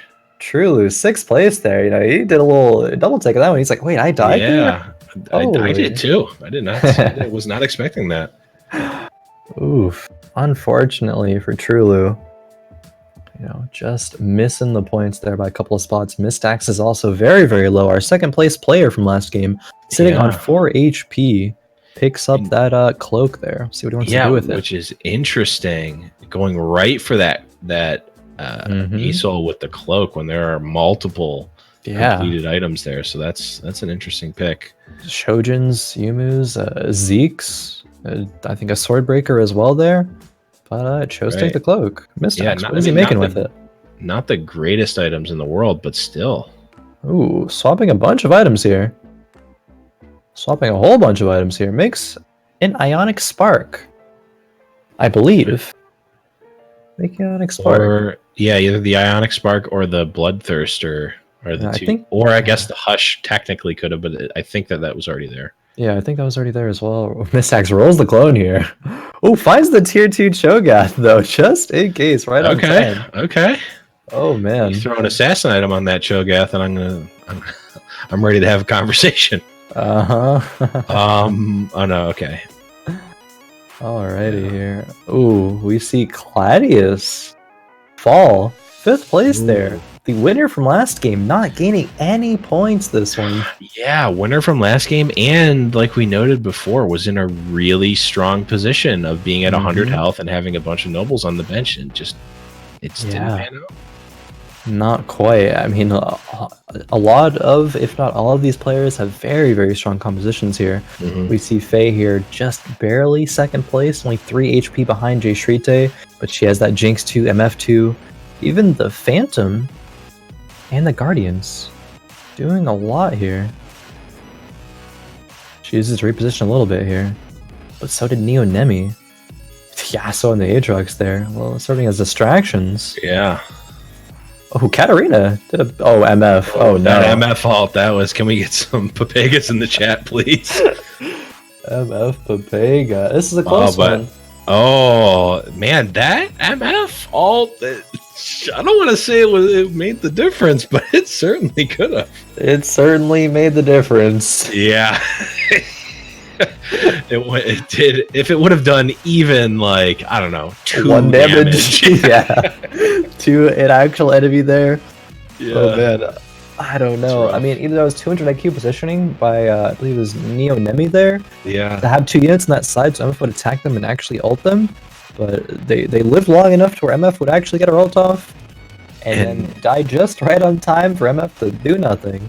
I just noticed this. jschritte is at 1 health. So he lost like 27 in that last round. That is crazy, actually. Losing that much HP, he must have look at the scores right now. It's 18-6, 18-6, 4 and 1. They were all in like over. That was a huge round right there. Yeah, like 20s. I think both of the lower HP players won there, and on jschritte's part, jschritte got beat pretty decisively. Yeah. Draven though, for Neonemi, now has an Infinity Edge. No lifesteal, but even still, that's very, very strong. I have to be careful the same player is playing Hextech, though. Those Draven Swain chooses to not move the item. Ooh. I don't know if anyone's running Hextechs. I haven't quite scouted. Doesn't look like jschritte is, though. I haven't noticed the Hextechs, but yeah, this one's big. I mean, Neonemi also has that Force of Nature to have that extra unit here. Ooh. Swain. Brand as well. So close that Draven. Oh, Draven's 1 HP. What? Nemi takes out jschritte. Faye even dies that round as well. She was on 17. She was the healthiest player going into that round and gets taken out to 4th place. jschritte goes to 3rd. Oh man, what a round again. The last 2 rounds were insane. A bloodbath. An absolute bloodbath here. Indeed. So this is probably the last round. I don't think either player can survive another hit here. No, I don't think so. And it's the classic. Nemi. The tale as old as time. The Draven versus the Jinx here. Yeah, Yasto actually not getting shield here because it's next to the Katarina. A little bit of a misplay there on Nemi's part. We'll see if it ends up mattering though. The Draven's in the corner just doing what he will. That MF did not Pepega. No. No, she did not. Oh, Swain. The 1 unit left. That's all that. Ooh. That's all that was needed. Crazy. Oh man, that was crazy. That last few rounds there, insane. Mistax. Yeah, I thought we were gonna have like an extra 10 to 15 minutes of gameplay there. Yeah. She's like, no, we're gonna do 20 plus damage 3 turns in a row. Oh man, Mistax taking first place that game. He was in the lead and then dropped, I believe, to 4 HP and stayed on 4 HP for such a long time and Just coming back to win. Yeah. That was something. Second place last game, first place this game. Mistax really coming to bring the fight to tonight's fight night. Yeah, the newcomer coming in strong here, making a name for himself, and I mean, he's got to be the target here going into these next games. I mean, I don't know.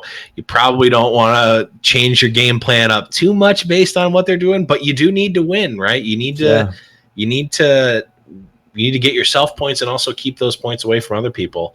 And a quick recap of the points here. We do have Mistax with that big 7 points here. We've got Kladeous and jschritte with 4, Nemi with 3 points, and JawKneeYou. I'm the letters. I'm like Jock. No, JawKneeYou, man, that's gonna get me. And Faye both with 1 point apiece. So again, we still have 2 more rounds to play. I mean, theoretically, any player could get 8 points here, so no one is out of it yet. And still a chance for anyone to win it. You know, Faye not getting that many points, but there's still 2 more games left. As we have said, we're going to go to a quick 5-minute break now, but nobody go anywhere. This action's exciting. I'm excited. Cheer those bits, you know, and we'll be right back in 5. Don't go anywhere.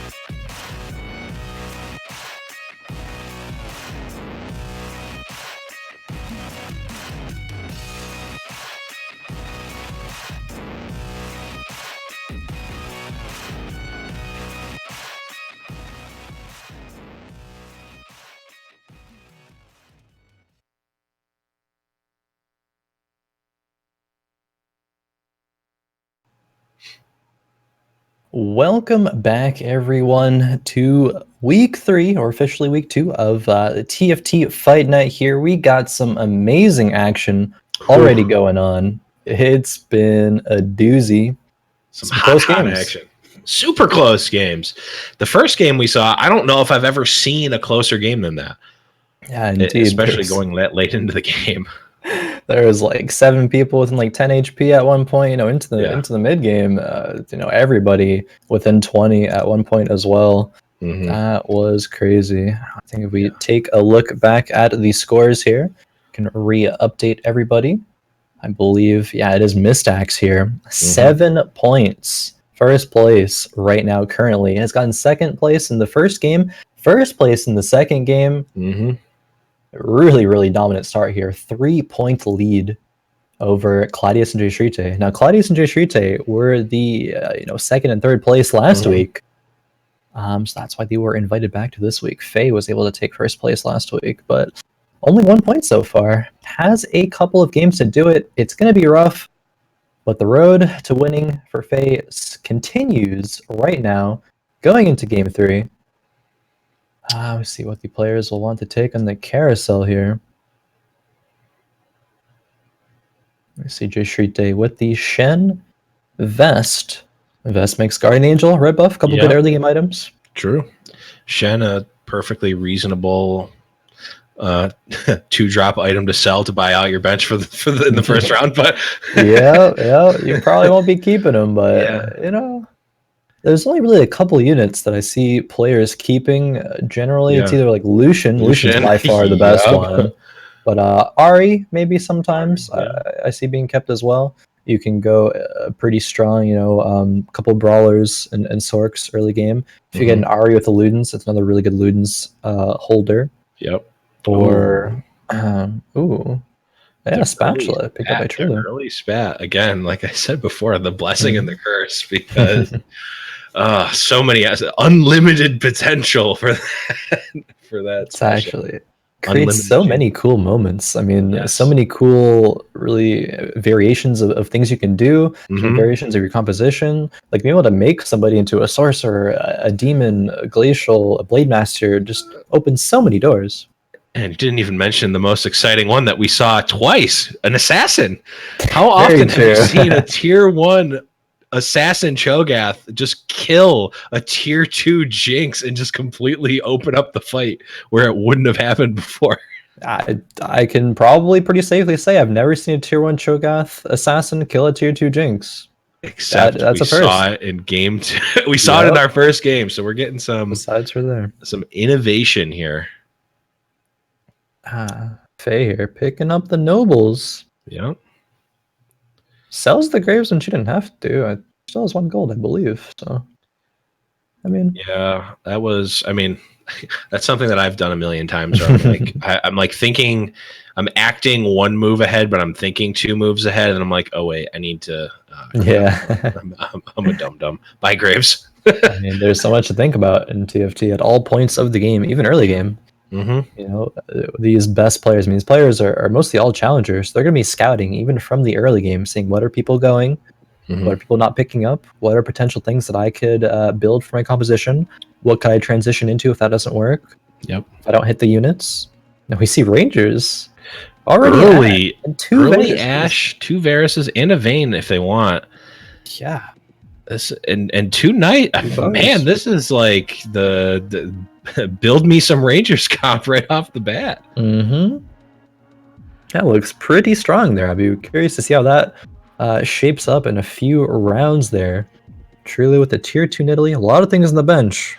And that spatula, not wanting to commit to an assassin item just yet. So no assassin Cho'Gath from Trulu for now. Not yet. Fingers crossed. Maybe into the late game. jschritte here with 2 level 1 Zeds. Just whacking away at the Nidalee. Finally do take her down. Kassadin tanking so much damage from the Knights there. Cast too early. I'm just gonna say it's toxic. It's just like, you know what? You don't need to use your abilities. And also I gain shield and I'm stronger than you. It's toxic, but it's very, very good. Indeed, very good unit, especially, like you mentioned in that early game, these first few rounds. We see Mistax here. 3 nobles, does lose round 1. 3 nobles at tier 1 with no items, not the best. Unfortunately, did get that 1 item 3 gold start, so doesn't have as many items as the rest of the players, nor as much gold if they rolled a full gold start. Kladeous with Guardian's Angel though. Strong item. Kladeous looking almost like that old Josh OG Rengar comp in the mix, the Brawler Void Assassin comp. Yeah, that's one that's pretty strong now. I myself run that sometimes. I was gonna say I've seen you run that a decent amount lately, and that's it's still strong. I mean, especially in the we've seen in these last couple games, there's 2, 3, maybe 3.5 or 4 players that are at least keeping some gold invested in the nobles. And when everyone's fighting over nobles, you just take your demons and your assassins and you get it all, right? Yeah, for sure. I mean, speaking of nobles, that tier 1 Fiora survived the whole fight with a Zed trying to kill her. The Fiora. You're very familiar with Fiora. It's still bring there. Yeah, a lot of memories there, but in the week since, I have embraced the nobles cancer and have been running it myself, probably to my own dismay because I run it way too much. I mean, whatever wins games or picks up those W's, whatever you gain LP with.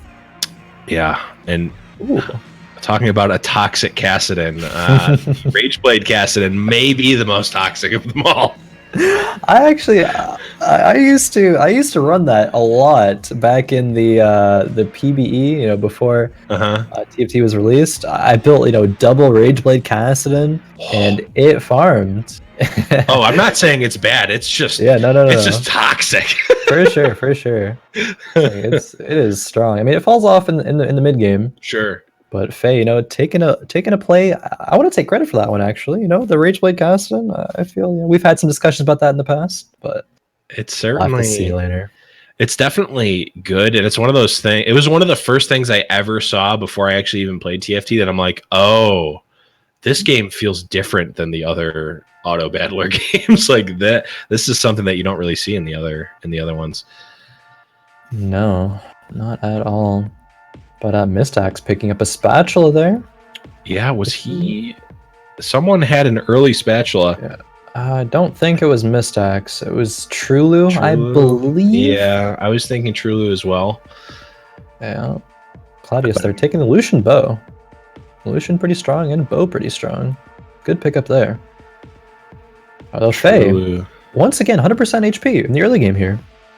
Seems to be a trend. Yeah, if I recall correctly, she was in the last week. She stays strong, really early, getting those win streaks, getting that, having that buffer early. I mean, I think it pays dividends because your options are opened just by having health. You have in that like mid to late game, you've got some games where you don't necessarily have to win in order to survive. You can tank a little bit, save up some gold, save some economy when you can really set yourself up to roll down into a really strong comp.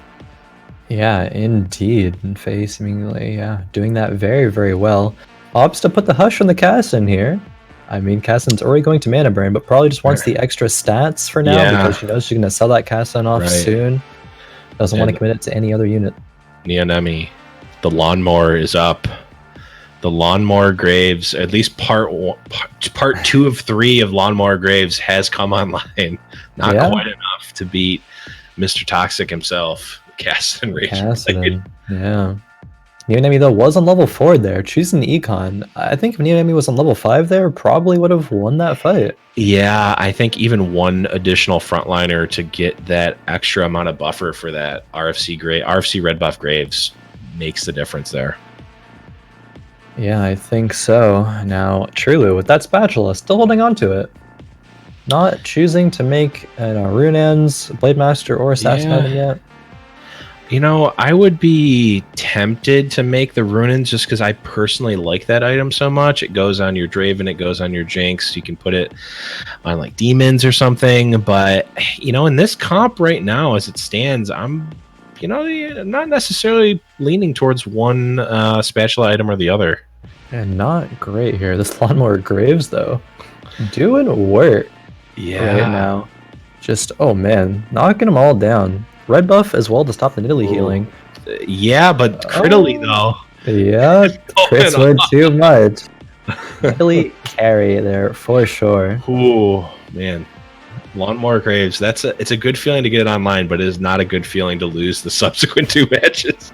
No, it is not. I believe jschritte they're at 30 gold plus right now. And still has 90 HP. That's pretty respectable feat right now. Yeah, 38 gold. He hasn't he had not leveled up whatsoever. That's interesting. Yeah, just now chooses to. Still remaining at 30 gold, has all the items on the bench there still. I mean, generally, if someone doesn't level up and doesn't use items, they would be, where around Mistax is right now, 74 HP. Right. But fortunately, he was able to get those upgrades on Caston and Warwick, and I guess roll lucky matchups and just able to maintain HP here to remain in 3rd. Got another cheer here coming out from Tatsky. Oh, there we go. The old school copy pasta. Yes, the dongers. Flip that table. Yes. Tatsky going old school with the dongers and the table flips. I love it. Oh man, that is a good one. Thank you for the 500 bits. I mean, 20% of the way there. Got 2 games to go. We can make it to our goal. I mean, it helps out all of our players. As you said, helps out the casting crew as well, but 80% of it goes to either the bounty or the players, and the players will claim the bounty eventually. Yes, guys, get those cheers in. We want to see them. See if you can go. Let's get creative with these copy pastas. I want to see them. We got the old school, we got the classic and Ocean Man. Let's see what you got. I want to keep them coming. I'm excited. These are some good ones. Good ones. Kladeous though, with the 2.5 item Z2, Zed a very strong unit in the early game here. Yeah. 2 really good items on him as well, RFC and GA. Those are items that we can keep on the Zed for now or transfer over to strong units later on. Yep. And he is not only melting these tier 1 units with that Zed, he's also tanking the Kassadin's Mana Steal, because Zed, you know what? Doesn't need to use his ult to be effective. Nope. Takes out Faye's 100% streak there. Yeah. Even while being level 5, and Faye had leveled up to level 6, has 30 gold still, but oh man. Kladeous' Zed there, really showing why Zed's a strong early game unit with a couple of items. Yep. It's definitely, he's definitely one of my favorites to be basically the sword bearer for your late game Draven. Like, here, take my Bloodthirster, take my RFC, take my Guardian Angel. Yep. He's gonna get you there. Kind of like the Kassadin is here for Faye. Exactly. But not quite as many items here for Faye. Again, she was lacking items last game as well. Yeah, I mean, she has the same amount of items, I believe, as the Zed, but only a half item less. The sword is not quite on the Kassadin yet. Right. But, generally, I would say RFC and GA are higher tier of items comparatively to the Hush and the Rage Blade. Certainly. So a bit better there. Yeah, especially since, like we mentioned before, the Hush is really not getting max value on a Kassadin. Not right now. It will eventually. I think these items on the Jinx would be extremely good. Right. Even the Hush on the Gangplank. So, just the Sword Bearer is Kassadin, just as the Zed is for Kladeous. jschritte here. That Twisted Fate too. A lot of tier 2 units here. Doesn't quite have the tier 2 Aura yet though. At this point, you would generally really like to have a tier 2 of your carry. Yep. Not quite having that yet, but oh man, we'll see if he's able to pick that up into the future. See a nice copy pasta there in chat from you. Great copy pasta. I'm not seeing the bits there though, so not quite worth as many points in my book. Not entered into win in the the certainly maybe an honorable mention, but for sure. Yeah, that's the kind of the the catch-22 of investing your items early on that speculative carry of like an Ahri, where you don't get the tier 2. It's like it's okay, but man, you're losing out on so much there. It'll win against some compositions like Truelu there with level 5, wanting to save up gold. Now their level differential this game is actually a bit more than previous games. Usually you would see players all leveling up around the same time, but some players in this game choosing to invest their gold, try to save up their economy a little bit more. Yeah, jschritte really seems to be on the minimalist side here with his levels. I'm wondering if it was something that he went into the game thinking he was going to do that, or if it was something he noticed about the play styles, or something he noticed in this game specifically that caused him to save his gold early. I'm not sure. Yeah, I mean, definitely having those strong units, it means that I'm probably going to win my rounds, and even if I don't, I'm not going to take that much damage. Right. So I can pretty comfortably, get an economy lead, get more gold than the rest of the players that will be able to carry you into that mid game. Even if you take a little bit of damage, you'll certainly make that up later on. For sure. We've got the vertical box in the corner comp here. Love it. Yeah, that's it's kind of interesting how positioning has evolved over the lifespan of TFT so far. Generally, people were a lot of corner comps, and then it was middle, and then now people have shifted it to the sides and the front row and the back row, so that these front line Aatroxes, like we see there from both teams, wouldn't quite be able to hit the back line, right? But still providing some distance between the front and the back here. Ooh, Darius does get the spin off there, applying Morello's and living a bit longer. I think that might have been what JawKneeYou needed. The Ferris cleaving through 2 targets there. I think the Varus comp will win. Yeah, the Varus comp definitely looks like it's going to win here. I'm wondering, and do you think that because traditionally, Morello's is a perfectly fine item for the Varus there, decided to put it on the Darius. Is it just because maybe he wants to put that on a different item in the late game? Yeah, I think while Morello's isn't the worst. I mean, it's actually pretty decent on Varus, but there are units that would be better on. And so if you can get that value in the early game while having it on the Darius, and you're going to want to put it on another unit later, I don't dislike that at all. Yeah, definitely a next level play there. I like it. Truly, with a Yasuo on the bench and a Jinx on the bench. Units that it could possibly transition into. Yeah, and notably, that Spat is still sitting on the bench as well, that he's had since, I believe, the opening carousel. Yeah, indeed he has. He's dying pretty quickly to this Zed here. Zed with the Morellos, actually, is the item that is of choice there. Ooh. Probably not going to stay on him forever, but a decent one nonetheless for now.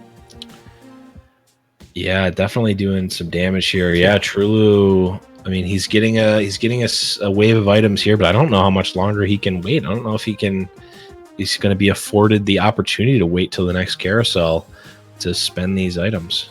Not sure. I mean, 43 HP, it feels kind of bad when you're under 50 HP going into Wolves, especially when a lot of players are, around that 70 plus HP mark. I mean, a couple of players are a little bit below that.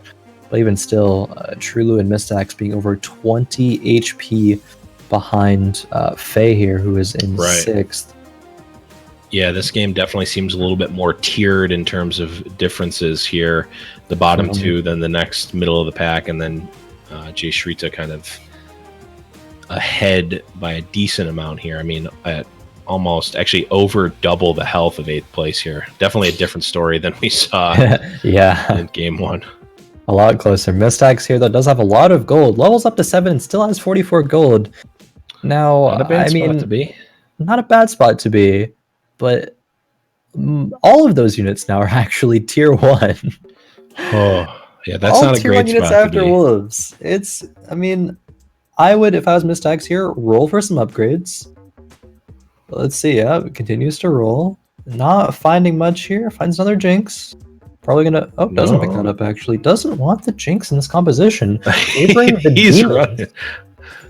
Yeah, I mean, those are always tough situations to be, because it's like, okay, I'm clearing out my bench, I'm leveling up, I need to roll, and it's like I take a second to think, what do I actually want, and then I'm like, oh crap, I need to be rolling here, and you run out of time a lot of times. So it's tough. Did not quite get the win there, but he's in a position to get a number of upgrades here, but he may have to roll down.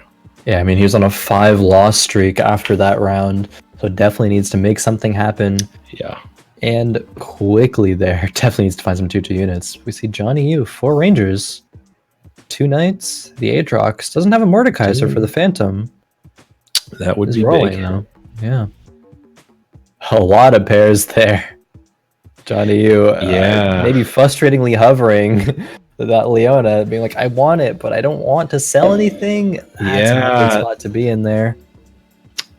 Looks like he is locking here. Indeed, wants that Leona, it looks like. Facing Mistax, who's pretty weak. True. It does. Did he get tier 2s? It looks like a tier 2 Aatrox. And the Aatrox.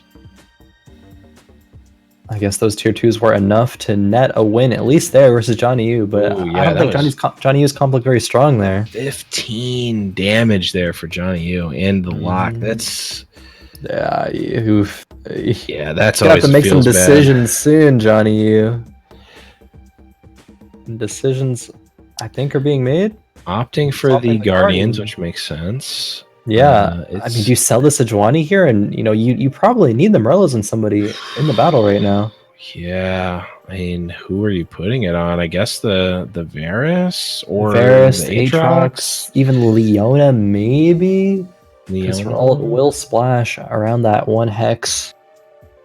I don't know if it'll be enough for this fight though. But Tatsuki, 500 more bits. Thank you very much. 500. Another copy pasta. I like this one as well. Yes. Oh man, JawKneeYou's composition getting demolished there. The Kindred saves a little bit, but not quite enough. JawKneeYou. The tier 1 units are not. You need to have. You can have the synergies, but with tier 1 units, you got no backup.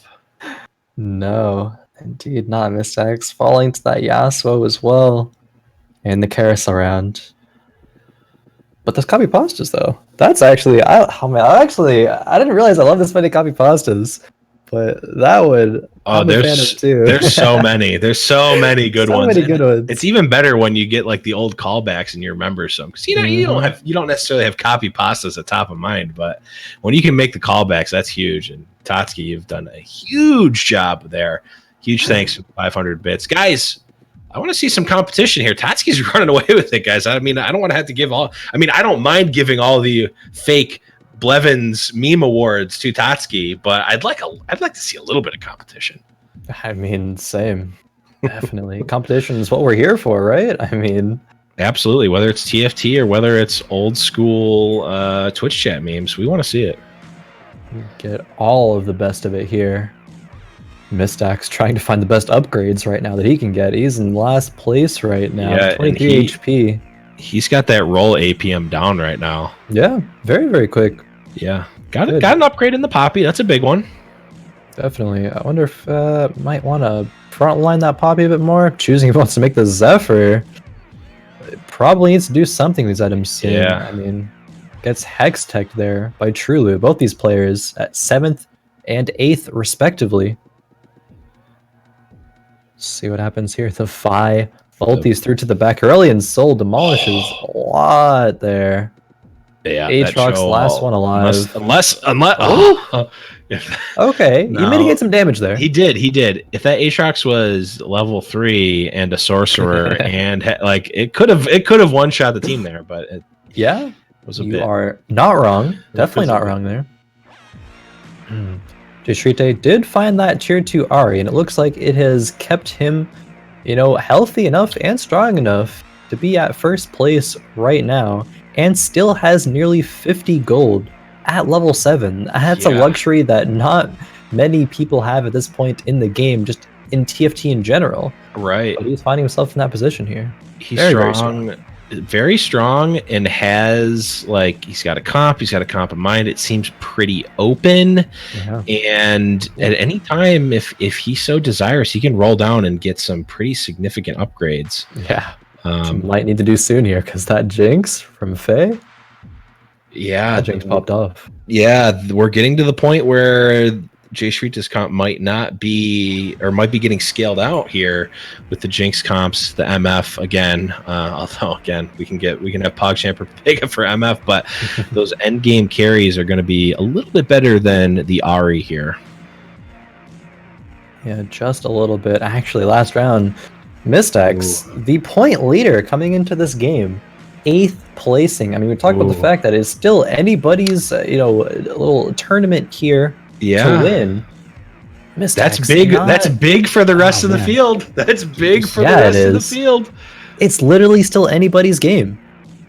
Yeah, I mean, Mistax had the opportunity to put it away, at least to secure a top 4, and now it is literally anyone's game right now at any position.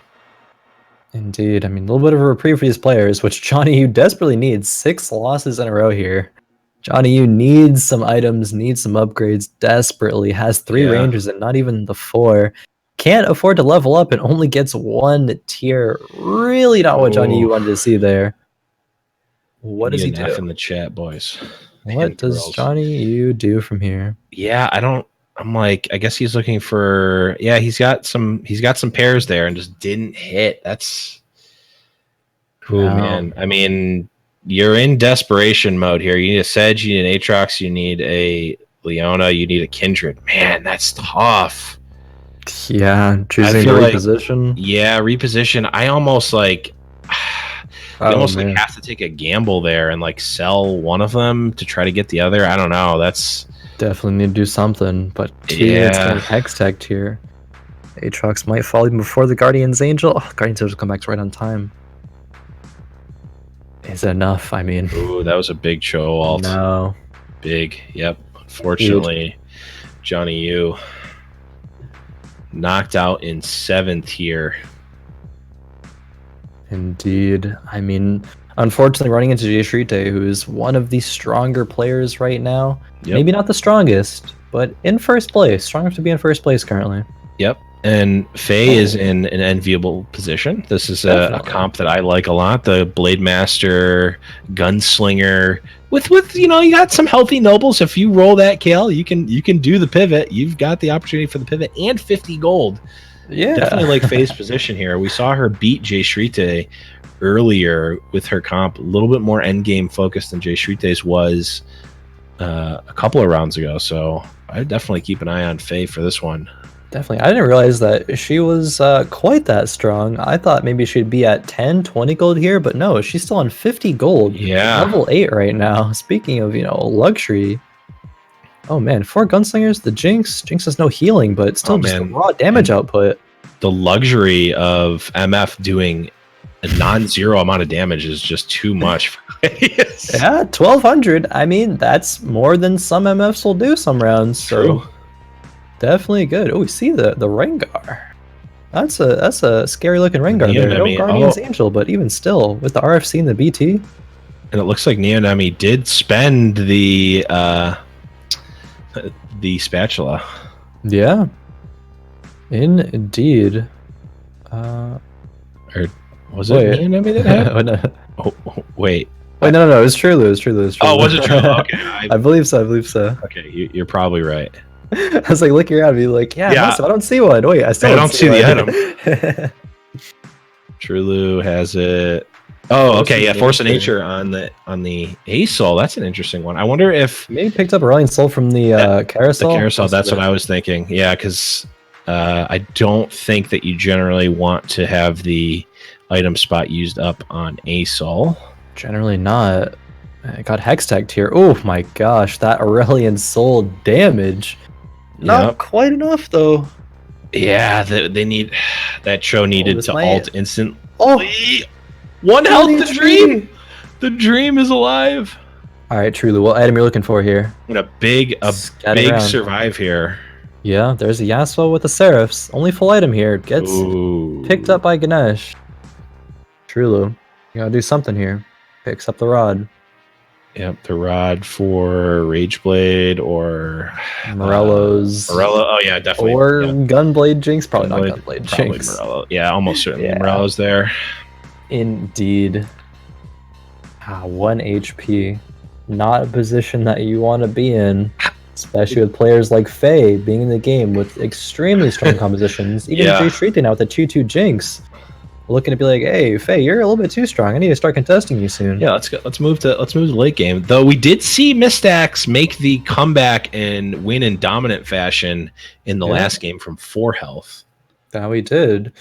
I mean, 4 health is about as good as 1 at this point. You know, if you lose to even 1 unit, you are going down, going to be out.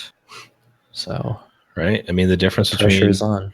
4 and 1, it's a 50-50. You're either dead or you're alive. You don't know. It's a coin flip this round, but maybe a little bit more of one against jschritte here is pretty strong. Rallying Soul doing a lot of damage. It is a little bit of a coin flip. I just think, unfortunately, both sides had jschritte's head on them. Indeed, they did. Not much of a 50-50 there, unfortunately, for Trulu. You know, the spatula. Oh, he did get the 6th place instead of the 7th. Not that that's relevant for points, but pride.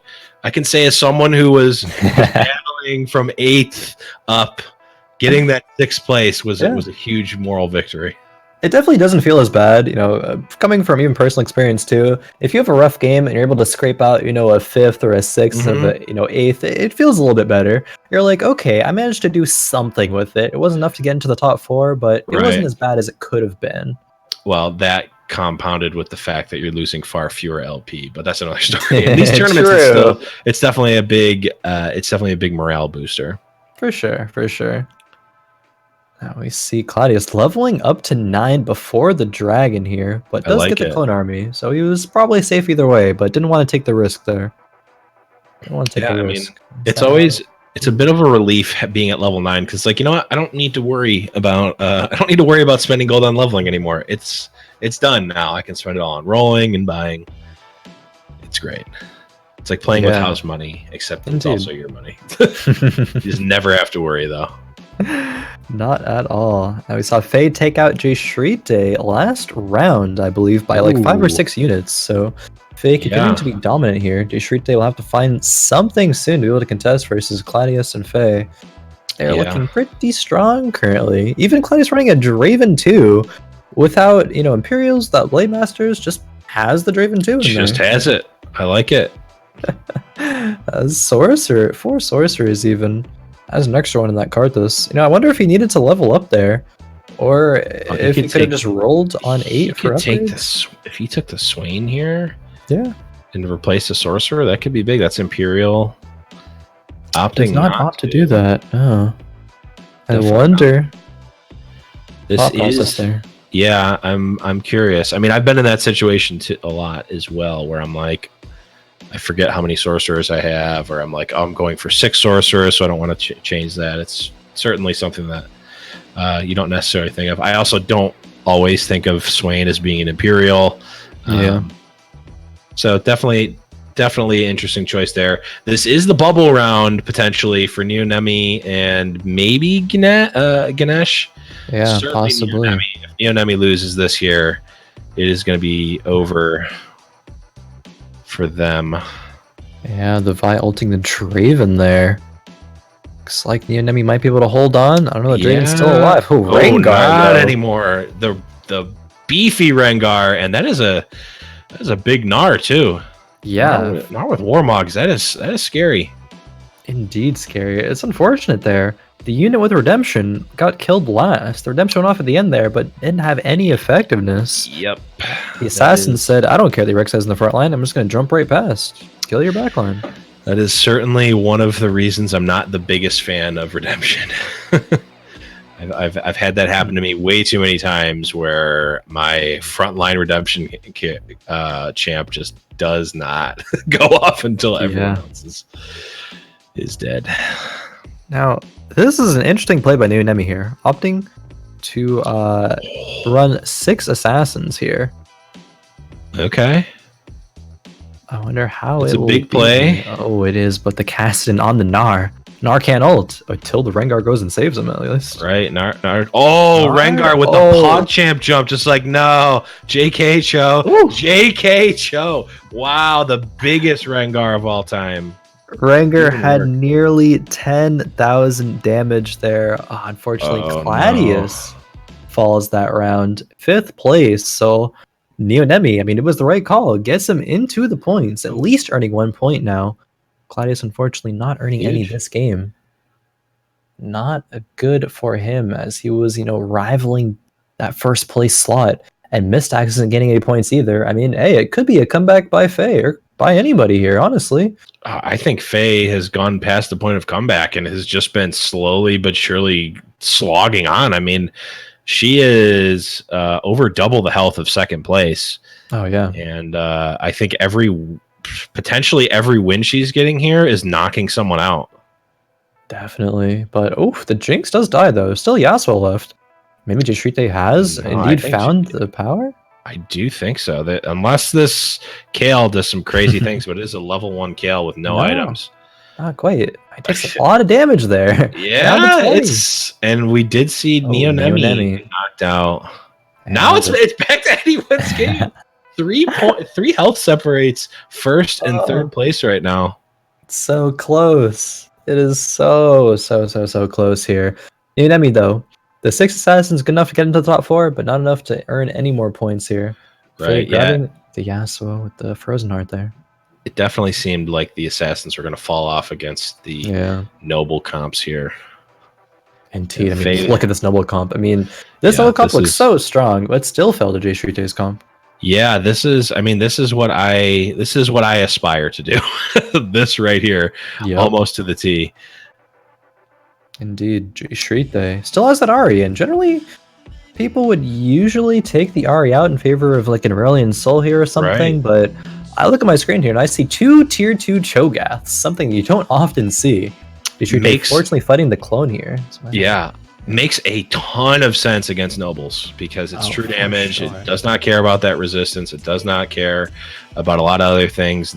I believe there is a Morello on the Cho'Gath. So yeah, nobles. Good luck, guys. Noble versus nobles doesn't care. And Faye's nobles. Yeah, it seemed like nobles won that one. Indeed, yes, we lost Ganesh, but big play by Ganesh. I believe Ganesh had been in the bottom of the pack the past couple of games, making a big performance here. So kudos to him. Definitely what he needed here. I mean, if he wins the next one, he is definitely still in it, and certainly in top 4 contention. Oh, for sure. I mean, Ganesh getting 3rd place against C9 jschritte, and Faye was the back-to-back champion. Definitely no small feat there. But now we do have the final showdown, Faye versus jschritte. It could all end this round, potentially. It definitely could. This Cho'Gaths, double Cho'Gaths. Oh, yeah, that was the play. Although Jinx is online. I wonder, I don't think he dies here. I think he's 2 HP. 2 HP. What can jschritte do? jschritte is getting a Ludens? Yeah, I don't know. Can put that on a Twisted Fate, maybe. I mean, that's more of an early game carry, though. Maybe puts it on the other Cho'Gath. I'm not quite sure. Yeah, I mean, I think Ludens works on Jinx. I believe it does. I'm not sure it's the route that really you want to be taking there.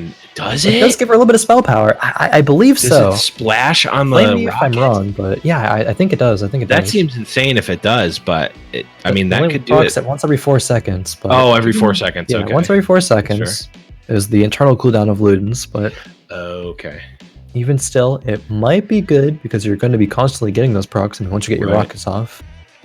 Blade Master item for Faye. Blade Master. Oh man, wait a minute. That's huge. That's a lot better than this Ludens here. That's significantly better. Here's the thing, though. I think a lot of this is going to come down to how often and where do these Cho'Gath ults hit.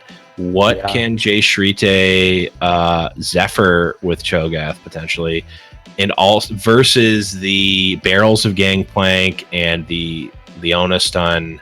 I mean, there's a decent amount of RNG here. So even though Faye won the last one relatively, with a few units left, I think this is still anyone's game going into this. It definitely could be. It depends on a lot of very, very small variables here. Garen, I don't know if that was wanted. First Cho alt. Oh, these pretty Cho alts big. are huge. Not a ton of follow up. This one though. No. That's going to be Faye. taking the first place. Yeah. Not quite enough for this Cho'Gath there. I mean, Faye's comp, I think she had 3 tier 2 5-cost units there at the end, I believe. Either 2 or 3, but that was absolutely dominant there, winning by 8 units maybe at the end. Faye really being like, all right, I have only 1 point coming to this game. I need to start making some moves, and she did just that, securing 4 points for herself here. Yeah, but jschritte has been in the top 4 every game so far, so that's definitely huge. I mean, there it was, jschritte, I think, had the beginnings of the comp that could counter the Nobles comp, but I think Faye was a little bit further on in that development, and we take a look at the scores here, and jschritte actually tying it up for first place with Mistax, both at 7 points a pop. Consistency is the key over these 4 games, and jschritte has definitely been consistent. He's been top 3 all of the games here. Yep. And Faye catching up a little bit. Yeah, with the victory here, Faye goes up to 5 points, putting her in second. Kladeous and Neonemi both with 4 points a pop. 2 points for Ganesh and 1 point for JawKneeYou. I mean, there's still a lot of going into this last game. It's hotly contested here for the top 4.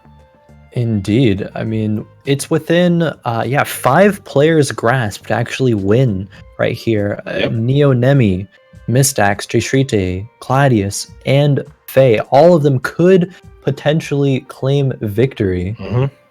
It just depends on how this last game goes. Unfortunately, JawKneeYou, Trulu, and Ganesh don't quite have enough points to make it to first, but they still could secure a second or third, I believe, potentially. Maybe a third. They all have the chance to potentially get a third here. And they also, have the very important job of potentially dream crushing people out of the top 4. Most definitely. Arguably could be more important. Personal pride, maybe, at that point. As we start up our final game here. Please continue with these cheers, these copy pastas associated with the cheers. It helps out all of the players here tonight. 80% of the bits are going to the players in one way, shape, or form, whether it be the bounty or just directly going to first, second, third, and fourth place members. So this last and final game. This is the time. This is the time to do it. Get your bits in, get your cheers in, and get those copy pastas in. Let's see them. That's one of the most important parts is copy pastas here. Really. I mean, the bits are the most important part, but from a moral side, and I mean, let's be honest here, the copy pasta is also very important too. Indeed, love me a good copy pasta. Truly here, gonna want to secure some points at least. Has a pair of Nidalees right now, has a sword. We'll see what he ends up doing this game with those. jschritte, one of the front runners here for first place. Yeah, and I'm very curious as to jschritte's early game strategy here. We saw last game he was extremely conservative with his gold spend early, not even leveling once, and not spending gold to level until Krugs. He got the little indicator that said, "Hey, you can level up here," which I have not seen in quite some time. But he ended up, taking it to the end there. Just barely falling. I mean, it was kind of back and forth between jschritte and Faye throughout the last, 5-10 rounds or so. Yep. jschritte was stronger, then Faye, then jschritte, then back to Faye. It was really, really close there. But as you alluded to, jschritte opting to sacrifice a bit of early game to build up an economy, build up whatever items he wants to, not using those early game items. And it's gotten him into the top 3 every single game. This strategy. It really seems like he is playing the lobby more than he's playing the game. Yeah. Where he's staying as open as possible as he can. He's saving gold to be able to spend it all in one roll potentially, or some big rolls across a couple of turns. We've seen him go demons where everyone's going nobles. I think this is really kind of eye-opening, at least for me, being a comparatively much lower level player, just staying open and the benefits of seeing that and playing the lobby versus just playing Teamfight Tactics solo mode. He's really checking and seeing, hey, there's 3-4 players going nobles. I want to just stay as far away from that as possible, and I'm going to pick up these demons, these rangers, these knights, and go from there. Indeed, scouting is so important, and jschritte must be doing so much of that over these games. I mean, just the constant mental awareness to just keep checking, not only being like, what are other people going, but what am I rolling? What do I have as my options here? What do I want to go into? What items am I getting? What am I going with all of that in mind? It's a lot, and jschritte is really doing an impressive job here, which is why he is, currently tied for first.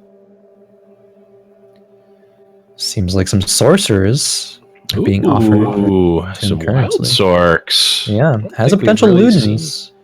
Too much of that. Yeah, Ludens is nice. Yeah. Ludens Ari. He ran that Ari pretty much the whole game last round. Indeed, looking to do a similar thing here, at least for now.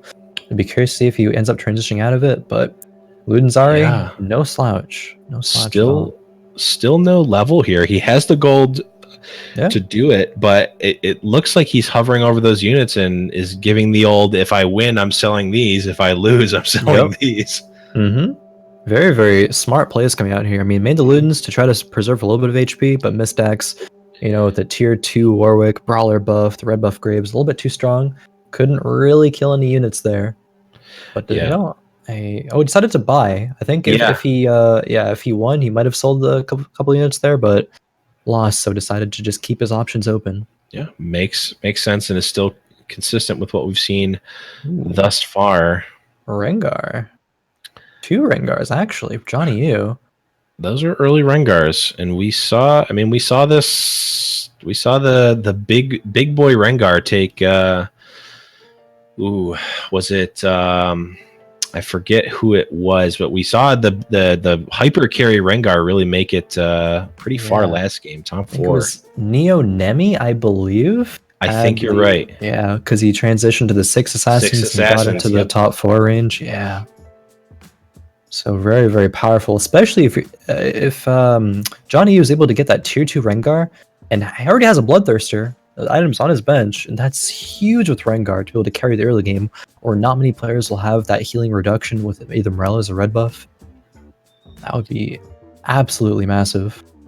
Oof. Yeah, that absolutely would be. I do want to note I'm seeing a really great copy pasta in chat right now, but unfortunately there's no bits associated with it, so it cannot be entered into the fake TheBlevins meme competition that I made up on the spot. So that's a pretty good one. It's a really good one, and I want it to be considered for official judging.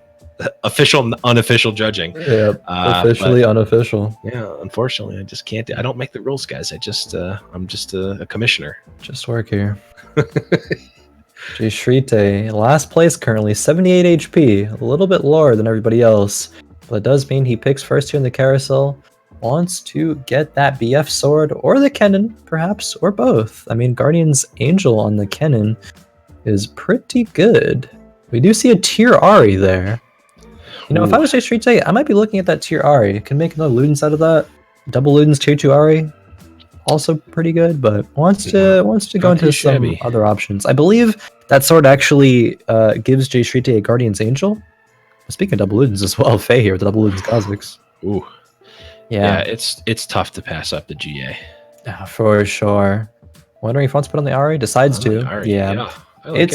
It's a in the now power spike. jschritte also has leveled up already, so wants to stop losing HP here. Has 3 Sorks, 2 Wilds, 2 Brawlers. It's a pretty good composition for this early game here. Wants to just be able to be strong enough to econ into the mid game here. Yep. And I mean, the Guard Angel's obviously fine on anyone, but it's getting the most value out of the Ari at this point, especially with the Ludens. Yeah, if she dies here, which she will get an extra cast off. It won't be the difference of this fight, unfortunately, but yeah. Ganesh here. Huge lead. I believe Ganesh might be still on 100 HP. Yeah. Ganesh and Neo-Nemi. Still on 100.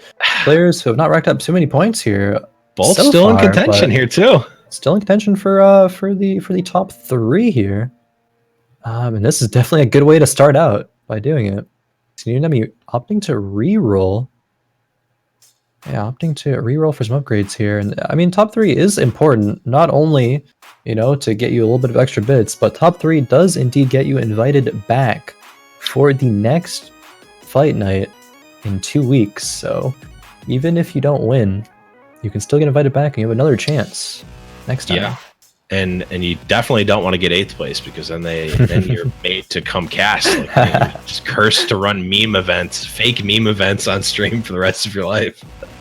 Yeah, I mean, you brought your own flair into here with these copy pastas. I mean, you're doing it though. You're doing it. I'm trying to contribute something to society. It's unfortunate that something is memes, but hey, we all it's 2019. We all got our niche here. We all got our niche. Seems that Kladeous' niche here are some big boy knights and some nobles. Yeah. I mean, only a couple nobles though. Doesn't have many more. 2 GPs on the bench. That's where I want to be. Yeah. And hasn't actually leveled up yet. I was gonna say, he is foregoing the tooltip and just saying, you know what? I can beat Krugs. Don't need more than 4. There's 4 of me. There's 3 of them. I got this. Yeah, jschritte last game, that popped up, but jschritte was like, oh, okay, I'm a level then. Oh, the game wants me to level, okay. Guess what? Kladeous says, no, I'm a rebel. I'm not leveling. I'm econing the most that I can with still picking up the units that I want. Yeah. 4 bigger than 3. Me bigger than you. Yeah. I mean, I like it. I mean, we'll see if that ends up working out here. A lot of items already from Trulu. 3.5 completed items. Yeah, he's in that semi-awkward situation of the Morello and the sort of noble gunslinger blade master comp, where it's a Nivea roll. Cho'Gath as well. Yeah, he's got some powerful units for other comps. Just running the raw Cho'Gath though, I like it. He's put another unit in here. Decides to put in the Ash. I almost want the Anivia over the Cho'Gath here. Hear me out. Because of the Ash glacial buff, and I guess it technically gives it a better chance for everyone to get a Kale, but you've got 1-5. I don't know. It's negligible to rolling other 5 costs, but one thing that it does also do is open up the potential for elementalists. And if you have Anivia and Lysandra as 2 of your elementalists with Ash, if you get like a Braum or something for Guardians, or even just a Braum in there, you don't even need the Leona, that's 4 Glacials. Yeah. And 4 Glacials is a pretty decent power spike for Rangers. Or Sedge. I mean, Sedge too. Also fits right into that comp. Sedge probably even better, actually. Yeah. But tis neither here nor there. The Anivia goes unpicked yet again. Always a bridesmaid, never a bride. Unfortunate here. Mistax choosing to forego the 4 Brawler buff here in favor of the Kassadin. Doesn't have Voids either. So just valuing that tier 2 unit over all of the units having a lot more HP there. Not sure I personally agree with it, but yeah, I'm not sure I agree either. I also certainly don't agree with the not making that Graves with the red buff and Assassin. I mean, come on. I want to see that. Think about it. That Nidalee is doing so much work in that back line. It could have had red buff from the beginning. Could have never, I mean, looking like it's not going to matter either way. But still wins the round. Mistax clearly doing something right here. Still at 85 HP, close to first place, but sitting at second for now. Doesn't have a lot of gold here, though. That is one thing. Doesn't quite have a lot of gold. Speaking of no gold, Neonemi has even less. But has Blade Masters. Has 3 Blade Masters. Has a Demon Camille. That is not something I see every day. Demon Camille. That is a first for me, I must say. Yeah. Got definitely. The level 1 Draven, which it's always nice to get early, but it is scary when you're relying on a level 1 unit to do your work. And I do not know if he's long for this world. Where did he go? I blinked. Was he even there to begin with? I think a Cho'Gath came on his door. We got some assassins there. Not Yeah. Assassin Cho'Gath, but still some scary ones. And Draven left alone in the back line. There's a Guardian's Angel on the bench. Not opting to use that right now. Yeah, well, that's just I think a little bit of indecision there, which is certainly understandable. Yeah, Draven is usually the big boy, but Rengar and company coming in and telling him that they are the one who knock in this game. Assassin's coming out big here into this carousel. We go. Indeed. The tier 1 Draven, not enough, but the carousel, we see what these players are going to value here. jschritte and Ganesh going for the rod at the same time there. Ganesh gets there a sliver of a second faster. jschritte settles for the tier. Oh, Mistax goes for the cloak, and Neo says, no, that's mine. The players, some heavy contention of items or units here. It's all fun and games until game 4, especially when the scores are this close. A real quick recap. Indeed. The scores here, take a look at those. jschritte and Mistax vying for first place, but Faye, Kladeous, who was it as well? Not far behind. Yeah, a lot of, I mean, it's still most. Neonemi as well with 4. Kladeous. Even Ganesh, I mean, Ganesh with a win is certainly a top 2 potentially, depending on how it falls out. Sure. Top 2 or top 3. Yep. It depends on the placements of all these players in this game. Very, very important one here. As we see this fight get underway here. Faye versus jschritte. The double Ludens Kha'Zix. Oh my god, one-shotting the Ahri in the back line. Good thing she has Guardian's Angel, though. Yeah. If she didn't, that fight would have been won by Faye. Yeah. jschritte takes the win there. And another, I think, victim of one Draven. It's just not. Yeah.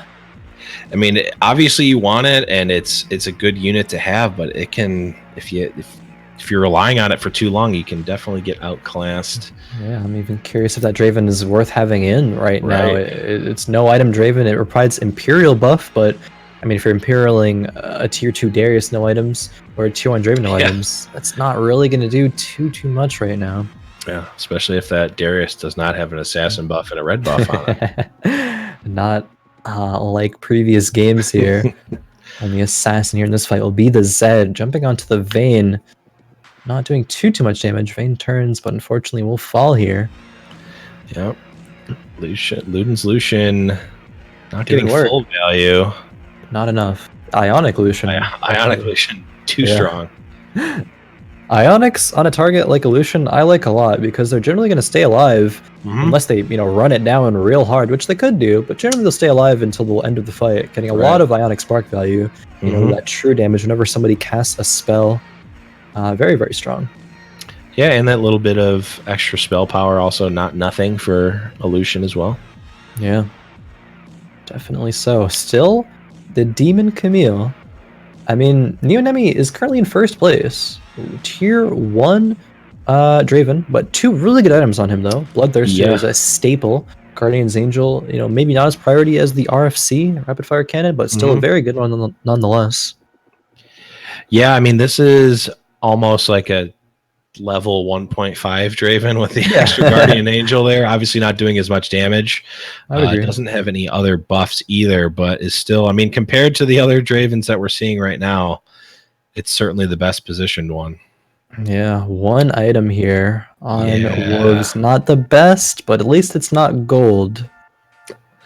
Yeah, that's true. This does obviously set you up more for the later game, but Frozen Heart I don't think is what you're looking for right now. No, not yet. But fortunately for Neonemi, has some HP to work with here. Not pressured to really roll it down too hard right now, but I think he will get outscaled soon. Maybe around the next carousel phase when players get their item upgrades. Yeah, and I was mistaken. Draven does have Blade Master buff. So, yeah, definitely a decent spot for the Draven. Has the sustain, which is going to be good. And, I mean, this Demon Camille doing work. Yeah, not only mana branding, but, forcing other units to focus that target that she puts that Hextech ultimatum onto. Zed takes down the Draven's Guardian Angel, but he still survives, but he's noble buff, and the Draven just can't deal with the noble buff of Zed right now. Yeah. Too strong. Evelyn trying to do what she can, but Zed turns, says, Bop, you're gone. You're gone. It's one of the only 3 survivors on Ganesh's team there, but too many tier 1s, it seems. Yeah. Whew. Speaking of stacked units, Graves. Let's see that Graves. 2 gunslingers here. Now those are items that I would, want on the Jinx. Bloodthirster, it's not a gunblade, so she won't heal as much as a gunblade with her rockets, but still Bloodthirster with healing pretty good. Yeah. Close second. Guardian's Angel as well. And a Spatula. Mistax also had a pretty comfortable HP number here. I mean, this game's actually really close. This is almost as close as the first and second games were at some point. Yeah, Mistax in 4th place is only 9 health below JawKneeYou in first, and under 20 from the bottom here. Indeed, jschritte's Ari still doing work here. Guardian's Angel in the Graves, but won't get too many more kills here. Won't even get any more kills. Yeah, that was a weird, seemed kind of like a weird positioning for that Graves. Or not the positioning, but where it ended up, rather. Didn't really seem to be hitting much, unfortunately. Indeed. Didn't proc very many gunslinger procs there, unfortunately. I mean, 50% chance, either you proc it or you don't. Didn't proc it that much there. Yeah, just said, nah, I'd rather not flip that coin. Gonna opt out of that one. Faye has a Swain here, and a Katarina in the shop. Ooh, could go now. Option is there. Nope. Yeah, rolls over it. I'm not opposed to it for sure. Still, the no item tier 1 Draven, not really where you want to be. But no items. I mean, I guess there's a Guardian's Angel and a belt on that Draven, or not Draven, sorry, the Darius, which could be good on the Swain, but no items on the Draven really doesn't make me want to go for Imperials if I was Faye. Yeah. So I respect the choice. Yeah, no, I'm not opposed to it. It's probably overly risky. Plus, I didn't really consider what would need to be sacrificed. There is the possibility of a Runins on the Draven on Faye's bench. Not a bad rightly item. So. Yeah, it's certainly a good item to have on Draven, though. Not necessarily needing to commit, especially with a carousel coming up right now. Yeah, and Raptors, which I like to call chickens, coming up in 2 rounds. Indeed. Now, between directly after this carousel round and the Raptors are when players' comps will really start to turn online. We are entering the late game stages here after a couple more rounds, so players' compositions will be nearing their strongest. And players like Trulu and Mistax and Kladeous, I mean, even Faye and Nemi. Wait, actually, all these players at the bottom here are just climbing up. I mean, everyone's getting pretty low here. Trulu a bit lower than the rest, but everybody else between 3rd through 7th here is within 5 HP. So this is almost as close as the first game, and another big boy Rengar potentially. Yeah, I like it. JawKneeYou, considering making more items here, or does debating the tier, the Raptors, or the chickens, decides, but the Seraphs. Yeah, I mean, I like Seraphs on Pyke. It's decent. It probably gives you nets you at least 1 additional cast of his ult, which is huge. Obviously, makes that first cast happen super quick, which is also huge. Yeah, like jumps auto attacks once, and then ultimates, stunning near the whole team there, and providing those stuns, setting up for the Rengar to just go to town here. Evelyn's scary, but I don't know if she's gonna be able to do it here. Yeah, she would need it. If she had I don't even think if the Gunblade was there that she was outliving that Rengar jump. The Rengar was a bit too strong there. But yeah, Trulu, a lot of gold here. Level 8 before Raptors, rolling it down, as they say. Let's see what he wants to pick up here. So he's looking for a Jinx. He's looking for some Brahms, a GP. Looking for some Nobles. Yeah, looking for that. Kale. Yeah, the Kale. APM's good. Yeah, he got. There's the Jinx. Significant upgrade in power here for Trulu. A little bit of an awkward position on the Jinx here. Is gonna get jumped on by these assassins, I think. Yeah, Zed immediately jumps onto the Jinx, so she's going to fall before she does pretty much anything in this fight, it looks like. Yeah, that was unfortunate positioning of the Jinx. Indeed, and Trulu then might lining fall up against because the of that. Assassins. Yeah. And he's running. Oh, Oh, 3 the HP. stream. I think Garen killed a couple units extra at the end there, so Trulu, we see him, look of relief on his face there as he doesn't get eliminated there. Yeah, I I think we saw Trulu a couple of games ago, had a lot of stuff to work with, but was like really close to upgrades before, and then it was out in 8th. But now, Trulu being able to live until after these Raptors. Yeah, looks like Faye has got opted in for the 4 Imperials now with the level 2 Draven. Makes sense. Kind of big chicken item round here. I think is going to really pave the way for the rest of her game and the items she's going to be building here. She does have a spat on the bench here, regardless of what she gets. That's huge, actually. Very, very curious to see what she gets here. Could end up making Runan's Knight. Another cloak here. Hopefully she gets another item. Yeah, another item would be huge here. No, not quite. Luckers. So she's got a Swordbreaker and a Runan or Runans, or could make a Zephyr as well. I believe that belt was open. I feel like she makes a Runans and a Zephyr, but we'll have to see soon. But we tune into JawKneeYou here. I think he got a lot of items there off of Raptors. I don't remember that Morello's before. No, a few other items to work with. I don't remember a lot of those items. I feel like he maybe had one, and I don't think he had a Morello, so he maybe got 4 items off of that. Yeah, I think so. Insane. At least 4. Facing against jschritte here. jschritte moving the items from the Ahri to other units. Yeah, that Kassadin sure did get 2 big items put on him last second, which is strong. Yeah, but not quite strong enough. 4 units remain. I'm not sure who jschritte put that Guardian's Angel on, because it was on the bench to start that fight off. Didn't quite catch it. Oh, player's going very low here. Trulu holding on though. The Jinx is protected. And he got Nobles. The Nobles. Trulu found it. Is it the 3 HP comeback? Oh man! Here? Just when you thought that the Mistax 4 HP comeback was going to be the highlight here, we potentially have a 3 HP comeback.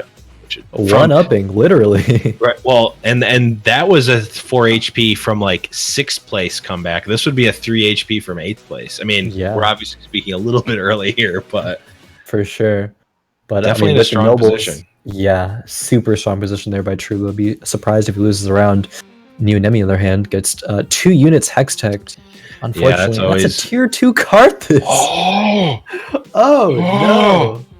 Nemu, where did your units go? Back to the Shadow Realm you go. That was tough. That was a bloodbath right there.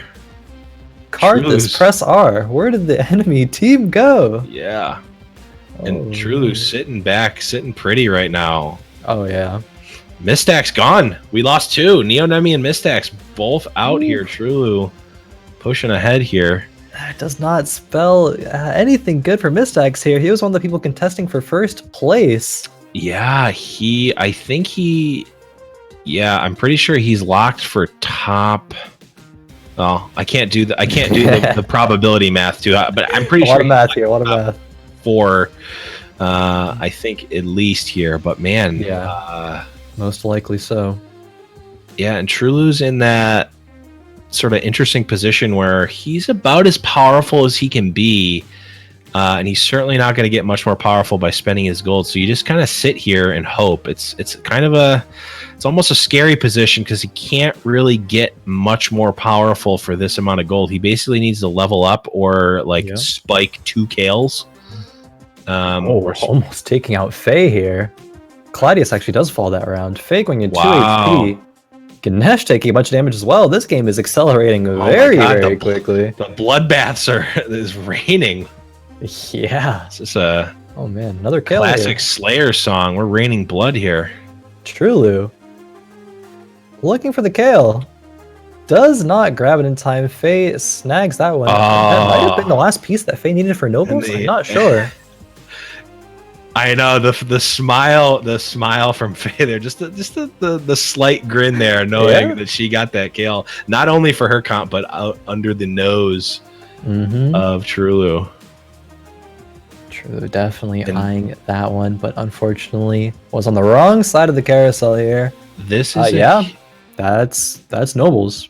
Yeah, this is a huge round here because it is the bubble, but it's the bubble for 3 people. I don't think jschritte can take 38 damage. No, I don't think so. For 3 people, and I believe Faye and Ganesh and maybe Trulu all are in contention potentially, at least for a top 4 here. So this is an absolutely huge round. This is okay. Yeah, I like this a lot. I was actually just going to suggest this, selling that Swain to put the red buff on the Yasuo. You're going to need to get as strong as you can get right now, especially when you're facing an opponent such as JawKneeYou with the Rengar here.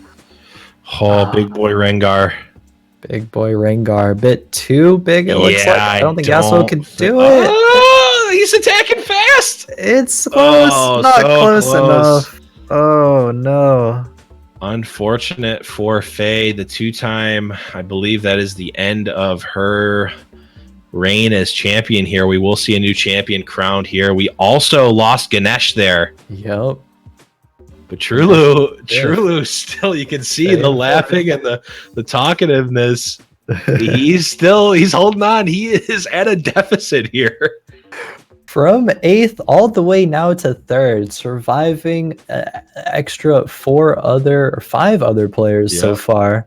And these Nobles. Oh, that Hex Tech though. True, no. And the Blitzcrank. Oh, the choke.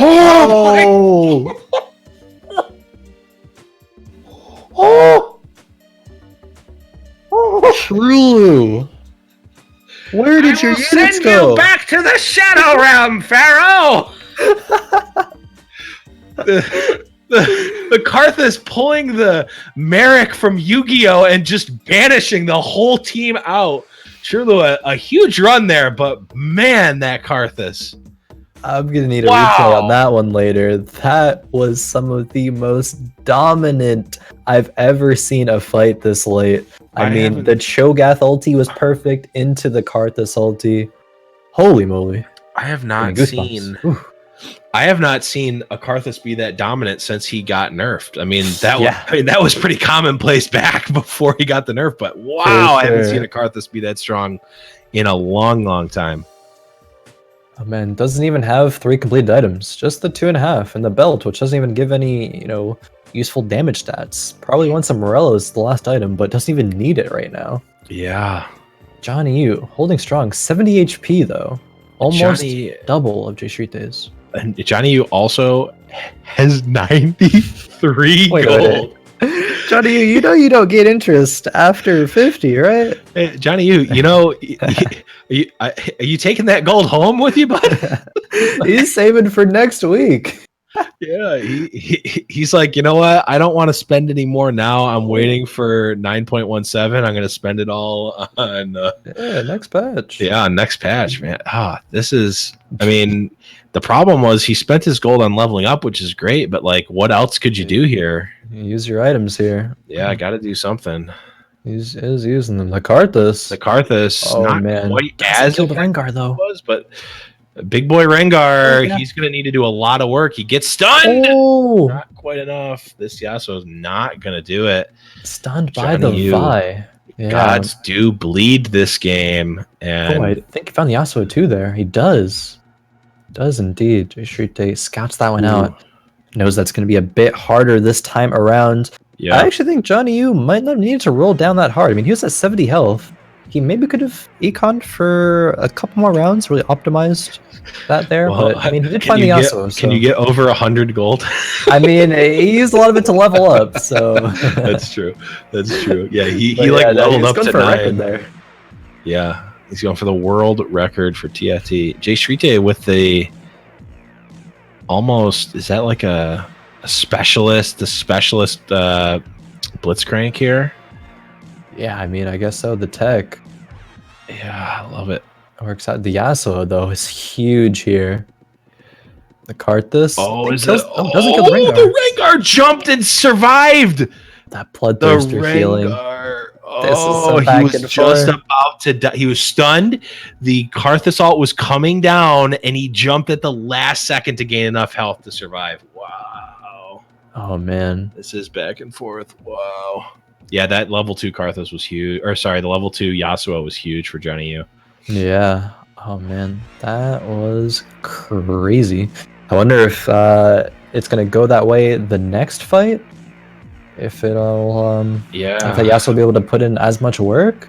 Or if the Karthus will, kill the Rengar this time? I mean, Rengar lived by the sliver of his claws. Yeah. Okay, pulls the Yasuo. I don't know. He sees him. Problem is, I don't know how effective Rengar pulling the next Yasuo is. It's interesting. Rengar's down. Oh, Rengar is down. Karthus Ooh, ulting big again. show That's a alt. huge hit. Talk about back and forth. Literally trading blows here. A slobber knocker. Yeah, full bloodthirster here. Full death cap. Ooh, Pinging and those a full items. booster. What is Jay doesn't want either. He jschritte. opts for the what that gives jschritte?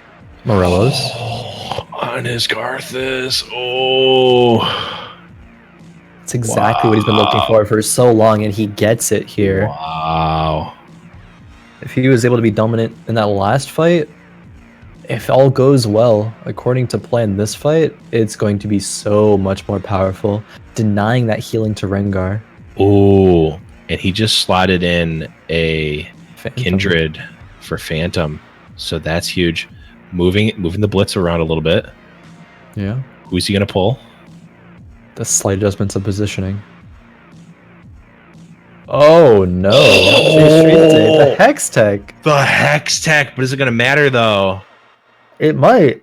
That was a huge Hex Tech. It was gigantic. Karthus gets his items Karthus back. Alt. It doesn't hit the Rengar though. Alt. Doesn't hit the Rengar. Oh, didn't hit the Rengar. Oh, Rengar jumps out of that one. Can Rengar kill the Karthus in time? Oh man, big boy Rengar. The Rengar survives. Oh man, yeah, that Hex Tech was big. Yeah, I think JawKneeYou didn't have Hex Tech before, I believe, but slotted it in to try to counter this. I mean, is jschritte going to get hit by a huge Hex Tech I was again? gonna say, is he fool me once, shame on me? Yeah. Or no, fool me once, shame on JawKneeYou. I don't know. I was trying to make it work. It didn't. You tried. It didn't work. All right. Hex Tech not getting as much value, but still hitting the Karthus, which is huge. Yeah. That's the best target for JawKneeYou to hit here. Right. I mean, I think Fight as long as it does get. Okay, he did get his items back. Oh man, I think that'll do it. No, just 2 health. barely. The dream. 2 health, JawKneeYou. Oh, and a Guardian Angel. Guardian Demon. Angel for JawKneeYou. Demon. Yeah, Demon for jschritte. No other demon for jschritte right now, but even still, 40 mana on a Sejuani. Yep. I guess the Sejuani. Yeah, Could be Sejuani Aesol. almost certainly. Yeah. Almost certainly is the Sejuani, I think, because any amount of stun you can get on that Rengar is just gonna increase your chances, I think. Oh, for sure. Definitely here. Could be such an important item. I mean, Guardian's Angel though on the side of JawKneeYou. That's important as well. It is. Both really good items here. Yeah, he's got does he have a Cho, I think he could put on? Like getting it, man. Cho with Morello's, I believe. Yeah, that's big. Indeed. JawKneeYou rolling. Finds a 2/2 Sedge. Sedge, which now gives Yasuo Glacial as well. Yeah. Because of the item. That frozen mallet glacial item. GA. I wonder if he's waiting to put the GA on until after the Hex Tech goes. I think Wish wants to spread the items out as much as he can. I think that's fair. Yeah. I think both options are probably at least considerable. Doesn't want that Rengar goes on the Cho, which could be big, although I don't know if he's going to get his ult before then. Karthus. Oh, it does hit the Rengar. Oh, and the Vi Rengar's as well. down. Rengar's down. Rengar's down the Yasuo, though. Yasuo's still another carry here. Yasuo, yeah, Yasuo's still in. Guard, that's another ulti. Yasuo's alive. Yasuo could do this. This... It's going to be close. The Asol ult. Oh! Asol, no! JawKneeYou falls. And jschritte takes first place. I believe he wins? Almost certainly. Yes. Gotta be. He was in first going. He was tied for first going into this. So he has to, yeah. jschritte. Caster math. But jschritte will be week number 3 Fight Night champion. He was close last week, but says this week, Faye, I am here to win. Takes the crown away. Congratulations to my teammate C9 jschritte pulling it out here. Oh man, that was great. Yeah, that was big. I think that was there's a couple of things that we noted. The early play where it really seemed like jschritte was playing the lobby and not just the game itself. We'll jump back to that, but yeah, jschritte coming in clutch here with 11 points in first. Second place was actually Faye coming back. Or no, sorry, was Mistax at 7. Yeah, it was Mistax with 7 points. Faye in third place here with 6 points. So they will be our 3 re-invited players here. jschritte, Mistax, and Faye. Indeed. Now a few players tied for fourth here. Kladeous, Neonemi, and JawKneeYou. But we actually have an interview with jschritte coming up here. jschritte, congrats, my friend. What's up? Thank you. What's up? You had some really consistent performance tonight. I mean, there was not a game that happened that you weren't top 3. That is impressive stuff. Yeah, the first game I had a hard early game because I didn't get any items. Then I was thinking I'm gonna play to get top 4 because I think I got 1 item in the first PV and after this I'm gonna I say to myself I'm not gonna do nobles because everyone's gonna do nobles and this was my strat, no nobles. Yeah, we're actually talking about that. Yeah. I mean, Blevins, would you take that away then? Yeah, it really seemed like you were playing against the lobby more so than a lower level player like me does. It really seemed like you were scouting and, like you said, not wanting to play nobles and really kind of, you had demons one comp, you had rangers in there, some mages. Was that kind of your strategy going in, staying open as long as possible? Yeah, it's like the most of my strat. I try to build something that can carry me to the late game. I think the first game I did like Aatrox, and the last 2 games I did Ari. Then I don't care so much to the early game. Normally I don't build, I don't put the items, only after the first PV. And I see what is the better option for carrying me to the late game. Like I say, I have Ari and Aatrox and something like this. Yeah, definitely. Very useful if you're able to recognize what everyone else is going so that you can determine what the best route is from there. Say people are going for nobles, which usually everyone's going to, or at least a few people are going to run nobles. So you can say what's the best with my items here, what's the best composition to transition into, have those early game units to carry you. I mean, yeah, you were close last week. And this week you did it. Congratulations, winning. And with no nobles. It's so with good no to invest nobles. That's true.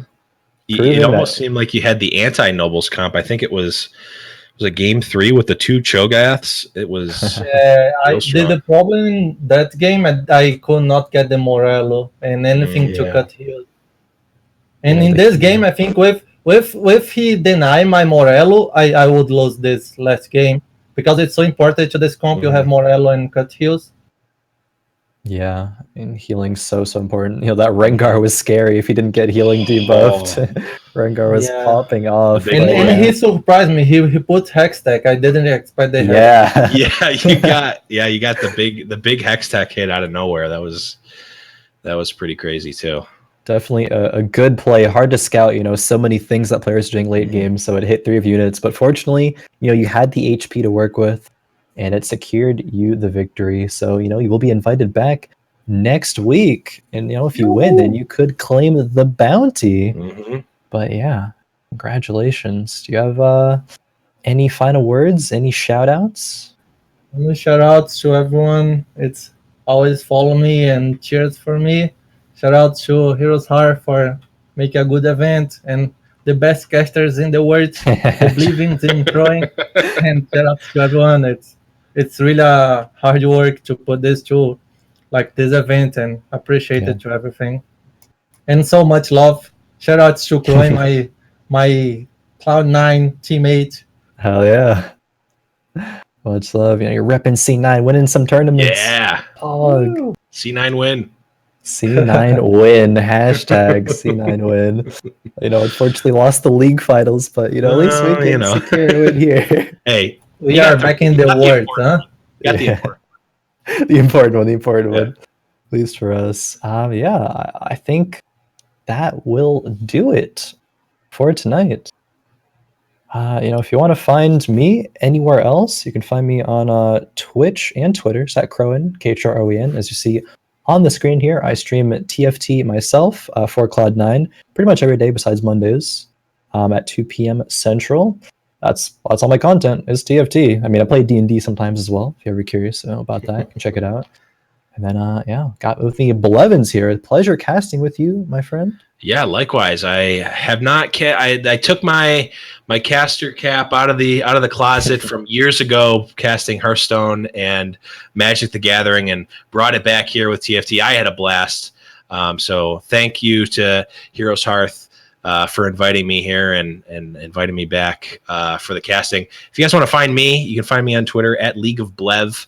All my TFT content is there. I have like 100 accounts, but follow that one for TFT content and listen to Little Legends podcast for TFT content. We've had some really great guests, including Khroen here was actually our last guest on an episode. We also had Josh OG. So definitely search for Little Legends podcast on iTunes and whatever platform you'd like, and get all the awesome TFT podcast content that you want. Indeed. I mean, this event also can be run without Jules behind the scenes running all production. Thank you to Jules very, very much. And C9 win, baby. C9 win. All right. Esports win. Esports win. Esports.